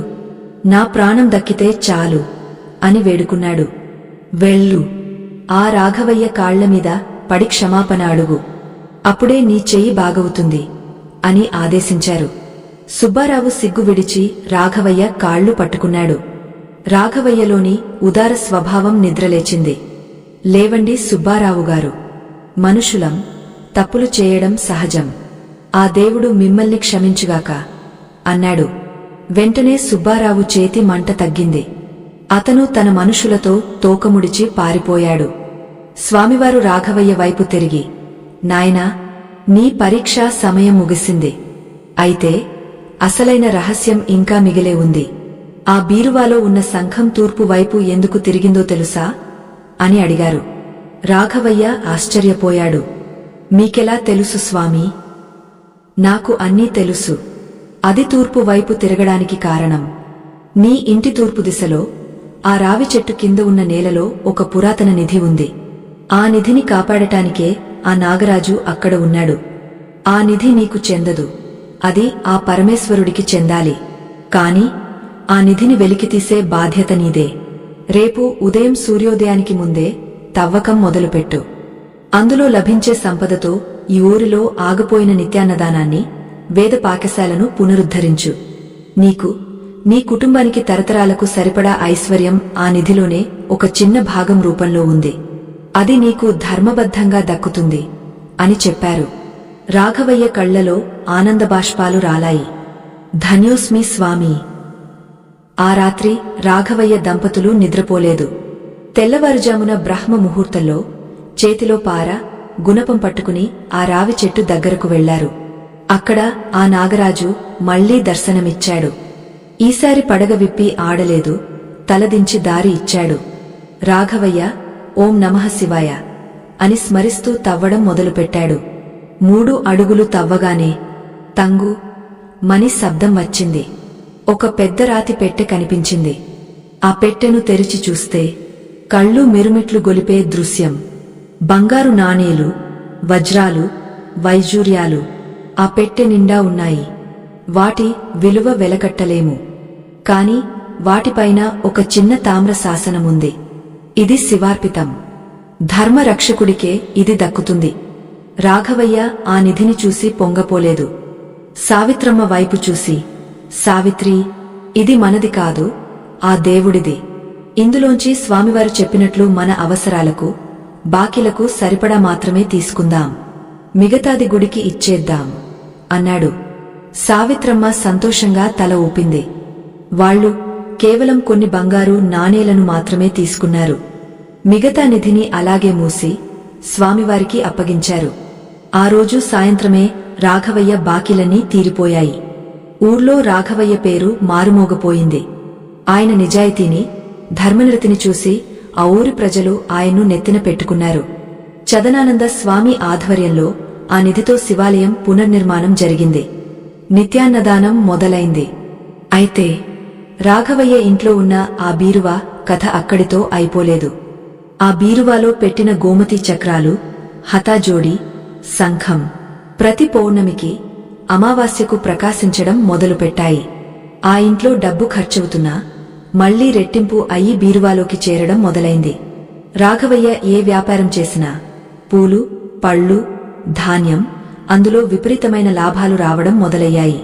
ఒకరోజు రాఘవయ్య బీరువా తెరిచి చూసేసరికి ఆ శంఖం మీద ఒక చిన్న నీటి బిందువు మెరుస్తూ కనిపించింది. శంఖం లోపల నీరు లేదు, కాని ఆ బిందువు అమృతంలా మెరుస్తోంది. అది లక్ష్మీ కటాక్ష బిందువు. ఎవరి బీరువాలో అయితే ఈ బిందువు ఏర్పడుతుందో వారి ఇంట్లో సాక్షాత్తు కుబేరుడు కాపలా కాస్తాడని శాస్త్రం చెబుతోంది. రాఘవయ్య, సావిత్రమ్మ ఆనందానికి అవధులు లేవు. ఒకప్పుడు తినడానికి తిండి లేని స్థితి నుంచి ఇప్పుడు 10 మందికి పెట్టే స్థాయికి ఎదిగారు. కాని వాళ్లు ఎప్పుడూ గర్వపడలేదు. ఇదంతా ఆ స్వామి భిక్ష, ఆ తల్లి కరుణ అనే బతికారు. ఇలా కొన్ని సంవత్సరాలు గడిచాయి. రాఘవయ్య వృద్ధాప్యంలోకి వచ్చాడు. తన కొడుకు పెద్దవాడయ్యాడు, మంచి విద్యావంతుడయ్యాడు. ఒకరోజు రాఘవయ్య తన కొడుకును పిలిచి ఆ బీరువా రహస్యాన్ని చెప్పాలనుకున్నాడు. నాయనా, ఈ బీరువా మన ఆస్తి కాదు, బాధ్యత. ఇందులో ఉన్న ఆ 3 వస్తువులను నువ్వు ప్రాణంగా కాపాడాలి. అయితే నీకు తెలియని ఇంకో రహస్యముంది. ఆ రహస్య అరలో ఉన్న ఆ తాళపత్ర గ్రంథం, ఆ మంత్రం, దాన్ని ఎప్పటికీ వాడకు. కాని భవిష్యత్తులో ఎప్పుడైనా ధర్మం ప్రమాదంలో పడితే, లోకానికి కీడు జరిగే పరిస్థితి వస్తే అప్పుడు మాత్రమే ఆ గ్రంథాన్ని తెరువు. అందులో ధనాన్ని సృష్టించే విద్యే కాదు, ధర్మాన్ని రక్షించే వజ్రాయుధ మంత్రం కూడా ఉంది అని చెప్పాడు. అసలు ఆ గ్రంథంలో ఉన్న రెండో మంత్రం ఏమిటి? రాఘవయ్య ఇన్నాళ్లు దాచిన ఆ చివరి రహస్యం ఆ వంశాన్ని ఎలా ముందుకు నడిపించింది? ఈ కథ ఇక్కడితో ముగిసిందా, లేక ఇది కొత్త అధ్యాయానికి నాంది పలికిందా? రాఘవయ్య తన కొడుకు దత్తాత్రేయుడి చేతిలో ఆ రాగి గ్రంథాన్ని పెడుతూ, నాయనా, ఈ గ్రంథంలోని రెండో మంత్రం సంపద కోసం కాదు, సంక్షోభ నివారణ కోసం. ఎప్పుడైతే ధర్మం ఒంటికాలిపై నడుస్తుందో, ఎప్పుడైతే అన్నానికి కరువు వచ్చి ప్రజలు అల్లాడిపోతారో, అప్పుడు మాత్రమే ఈ మంత్రాన్ని పయించి ఈ బీరువాలోని 3 వస్తువులపై పసుపు నీళ్లు చల్లాలి. అప్పుడు ఆ శంఖం నుండి అమృతం వర్షిస్తుంది, ఆ చక్రాల నుండి రక్షణ కవచం ఏర్పడుతుంది, ఆ హతాజోడి నుండి అన్నపూర్ణ అనుగ్రహం కలుగుతుంది. ఇది మన స్వార్థానికి వాడితే అది భస్మాసుర హస్తం అవుతుంది, జాగ్రత్త అని హెచ్చరించాడు. దత్తాత్రేయుడు తండ్రి పాదాలకు నమస్కరించి, మీ మాట జవదాటను నాన్నా, ఈ సంపద, ఈ విద్య లోకకల్యాణం కోసమే అని ప్రమాణం చేస్తున్నాను అని మాటిచ్చాడు. ఆ మాట వినగానే రాఘవయ్య ముఖంలో ఒక అనిర్వచనీయమైన ప్రశాంతత, సంతృప్తి కనిపించాయి. ఆయన తన జీవిత ప్రయాణాన్ని ఒక్కసారి వెనక్కి తిరిగి చూసుకున్నాడు. కటిక దారిద్ర్యం నుండి కుబేరుడి స్థాయికి ఎదిగిన ప్రస్థానం. మధ్యలో ఎన్ని ఆటంకాలు, ఎన్ని ప్రలోభాలు, అడుగడుగునా ఆ దైవం పరీక్షించింది. ప్రతి పరీక్షలోనూ ధర్మమే ఆయనను గెలిపించింది. సావిత్రి అని భార్యను పిలిచాడు రాఘవయ్య. సావిత్రమ్మ కన్నీళ్లతో భర్త పక్కన కూర్చుంది. ఆమెకు అర్థమైంది, పిలుపు వచ్చే సమయం ఆసన్నమైందని. ఏడవకు సావిత్రి, మనం ఇన్నాళ్లు ఆరాధించిన ఆ పార్వతీ పరమేశ్వరుల రుణం తీర్చుకునే సమయం వచ్చింది. ఆ బీరువా తలుపులు తెరిచి ఉంచు. నా చూపు ఆ లక్ష్మీ స్వరూపమైన శంఖం మీదే ఉండాలి అని కోరాడు. సావిత్రమ్మ గుండె దిటవు చేసుకుని ఆ పాతటేకు బీరువా తలుపులు తెరిచింది. లోపల దీపపు కాంతిలో ఆ 3 వస్తువులు, గోమతి చక్రాలు, హతాజోడి, దక్షిణావత శంఖం దేదీప్యమానంగా వెలుగుతున్నాయి. శంఖం మీద ఉన్న ఆ చిన్న లక్ష్మీ బిందువు వజ్రంలా మెరుస్తోంది. రాఘవయ్య ఆ వస్తువులను చూస్తూ చేతులు జోడించి ఓం నమః శివాయ, ఓం నమః శివాయ అని జపించడం మొదలుపెట్టాడు. సరిగ్గా ఆ సమయంలో ఇంటి బయట వాతావరణం మారిపోయింది. ఆకాశంలో మేఘాలు కమ్ముకున్నాయి. సన్నని చినుకులు పడటం మొదలైంది. ఆ ఊరి శివాలయంలో గంటలు వాటంతటా అవే మోగడం ప్రారంభించాయి. ఆ శబ్దానికి ఊరి జనం ఆశ్చర్యపోయి గుడివైపు, రాఘవయ్య ఇంటివైపు పరుగున వచ్చారు. రాఘవయ్య గొంతులోంచి చివరిసారిగా శివ అనే మాట వచ్చింది. ఆయన కళ్లలోంచి ఒక దివ్యమైన జ్యోతి బయటకు వచ్చి నేరుగా ఆ బీరువాలోని శంఖంలోకి ప్రవేశించింది. మరుక్షణమే ఆ శంఖం నుండి ఒక పెద్ద కాంతి పుంజం గదిని వెలిగించేసింది. రాఘవయ్య శివైక్యం చెందారు. ఆయన ముఖంలో మరణం తాలూకు జాడలేదు. గాగే నిద్రలో ఉన్న చిన్న పిల్లాడిలా ప్రశాంతంగా ఉన్నారు. సావిత్రమ్మ, దత్తాత్రేయుడు ఆయన పాదాల మీద పడి కన్నీరు మున్నీరుగా విలపించారు. ఊరి ప్రజలందరూ రాఘవయ్య గారు అమరులు అని నినదించారు. రాఘవయ్య అంత్యక్రియలు ఒక మహోత్సవంలా జరిగాయి. ఆయన కేవలం ఒక ధనవంతుడిలా కాకుండా ఒక మహర్షిలా వెళ్లిపోయారు. కాలం గడిచింది. దత్తాత్రేయుడు ఇప్పుడు ఆ ఇంటి యజమాని అయ్యాడు. తండ్రి నేర్పిన బాటలోనే నడుస్తూ ఆస్తిని పెంచడమే కాకుండా ధర్మాన్ని కూడా పెంచాడు. ఆ ఊరిలో ఆకలి అనే మాటే లేకుండా చేశాడు. ఆ పాత బీరువా ఇప్పుడు ఆ ఊరి ప్రజలకు ఒక దేవాలయంలా మారింది. ఎవరికైనా కష్టం వస్తే రాఘవయ్య గారి ఇంటికి వచ్చి ఆ బీరువాకు నమస్కరించుకుని వెళ్లేవారు. వారి కష్టాలు మంచులా కరిగిపోయేవి. ఒక కార్తీక పౌర్ణమి నాడు దత్తాత్రేయుడు పూజగదిలో కూర్చుని ఉండగా ఆ బీరువా దగ్గర ఒక అలికిడి వినిపించింది. కళ్ళు తెరిచి చూస్తే అక్కడ ఆ పాత సన్యాసి, కథ మొదట్లో రాఘవయ్యకు దారి చూపించినవారు నిలబడి ఉన్నారు. ఆయన రూపం ఏమాత్రం మారలేదు. దత్తాత్రేయుడు ఉలిక్కిపడి, స్వామీ, మీరా? నాన్నగారు మీకోసం ఎంతగానో ఎదురుచూశారు అని కాళ్లమీద పడ్డాడు. ఆ సన్యాసి చిరునవ్వుతో, నాయనా, నేను ఎక్కడికి వెళ్లలేదు. ఈ గోమతి చక్రాల్లో, ఈ శంఖంలో మీ నాన్నగారి రూపంలో ఇక్కడే ఉన్నాను. మీ నాన్నగారు గెలిచారు. ధనం మనిషిని రాక్షసుడిగా మారుస్తుంది అంటారు. కాని మీ నాన్నగారు ఆ ధనంతోనే దైవత్వాన్ని పొందారు. ఈ 3 వస్తువులు ఉన్నంతకాలం, మీ వంశంలో ధర్మం ఉన్నంతకాలం సాక్షాత్తు ఆ శ్రీమన్నారాయణుడు ఇంట్లోనే కొలువై ఉంటాడు అని ఆశీర్వదించారు. ఆయన ఆ బీరువాను తాకారు. వెంటనే ఆ 3 వస్తువులు గాలిలోకి లేచి దత్తాత్రేయుడికి ప్రదక్షిణ చేసి మళ్లీ తమ స్థానాల్లో స్థిరపడ్డాయి. ఆ అద్భుత దృశ్యాన్ని చూసి దత్తాత్రేయుడు పులకించిపోయాడు. మరుక్షణం ఆ సన్యాసి అదృశ్యమయ్యారు. అది దత్తాత్రేయుడికి దక్కిన దైవ అనుగ్రహం. రాఘవయ్య చేసిన త్యాగానికి, భక్తికి దక్కిన శాశ్వత గుర్తింపు. చూశారా, ఇది కేవలం రాఘవయ్య కథ కాదు. ఇది మనందరి కథ. మనందరి ఇళ్లలోనూ బీరువాలు ఉన్నాయి. మనం కూడా ఎంతో కష్టపడి సంపాదిస్తాం. కాని అది నిలవాలంటే, వృద్ధి చెందాలంటే కేవలం తాళాలు వేస్తే సరిపోదు. ఆ రాత్రి రాఘవయ్య దంపతులు నిద్రపోలేదు. తెల్లవారుజామున బ్రహ్మ ముహూర్తంలో చేతిలో పార, గుణపం పట్టుకుని ఆ రావి చెట్టు దగ్గరకు వెళ్లారు. అక్కడ ఆ నాగరాజు మళ్లీ దర్శనమిచ్చాడు. ఈసారి పడగ విప్పి ఆడలేదు, తలదించి దారి ఇచ్చాడు. రాఘవయ్య ఓం నమః శివాయ అని స్మరిస్తూ తవ్వడం మొదలుపెట్టాడు. 3 అడుగులు తవ్వగానే తంగు మని శబ్దం వచ్చింది. ఒక పెద్ద రాతి పెట్టె కనిపించింది. ఆ పెట్టెను తెరిచి చూస్తే కళ్ళు మిరుమిట్లు గొలిపే దృశ్యం. బంగారు నాణేలు, వజ్రాలు, వైజూర్యాలు ఆ పెట్టె నిండా ఉన్నాయి. వాటి విలువ వెలకట్టలేము. కాని వాటిపైన ఒక చిన్న తామ్ర శాసనముంది. ఇది శివార్పితం. ధర్మరక్షకుడికే ఇది దక్కుతుంది. రాఘవయ్య ఆ నిధిని చూసి పొంగపోలేదు. సావిత్రమ్మ వైపు చూసి, సావిత్రి, ఇది మనది కాదు, ఆ దేవుడిది. ఇందులోంచి స్వామివారు చెప్పినట్లు మన అవసరాలకు, బాకీలకు సరిపడా మాత్రమే తీసుకుందాం. మిగతాది గుడికి ఇచ్చేద్దాం అన్నాడు. సావిత్రమ్మ సంతోషంగా తల ఊపింది. వాళ్ళు కేవలం కొన్ని బంగారు నాణేలను మాత్రమే తీసుకున్నారు. మిగతా నిధిని అలాగే మూసి స్వామివారికి అప్పగించారు. ఆ రోజు సాయంత్రమే రాఘవయ్య బాకీలన్నీ తీరిపోయాయి. ఊర్లో రాఘవయ్య పేరు మారుమోగపోయింది. ఆయన నిజాయితీని, ధర్మనిరతిని చూసి ఆ ఊరి ప్రజలు ఆయన్ను నెత్తిన పెట్టుకున్నారు. చదనానంద స్వామి ఆధ్వర్యంలో ఆ నిధితో శివాలయం పునర్నిర్మాణం జరిగింది. నిత్యాన్నదానం మొదలైంది. అయితే రాఘవయ్య ఇంట్లో ఉన్న ఆ బీరువా కథ అక్కడితో అయిపోలేదు. ఆ బీరువాలో పెట్టిన గోమతి చక్రాలు, హతాజోడి, శంఖం ప్రతి పౌర్ణమికి, అమావాస్యకు ప్రకాశించడం మొదలుపెట్టాయి. ఆ ఇంట్లో డబ్బు ఖర్చవుతున్నా మళ్లీ రెట్టింపు అయ్యి బీరువాలోకి చేరడం మొదలైంది. రాఘవయ్య ఏ వ్యాపారం చేసినా పూలు, పళ్ళు, ధాన్యం, అందులో విపరీతమైన లాభాలు రావడం మొదలయ్యాయి. ఒకరోజు రాఘవయ్య బీరువా తెరిచి చూసేసరికి ఆ శంఖం మీద ఒక చిన్న నీటి బిందువు మెరుస్తూ కనిపించింది. శంఖం లోపల నీరు లేదు, కాని ఆ బిందువు అమృతంలా మెరుస్తోంది. అది లక్ష్మీ కటాక్ష బిందువు.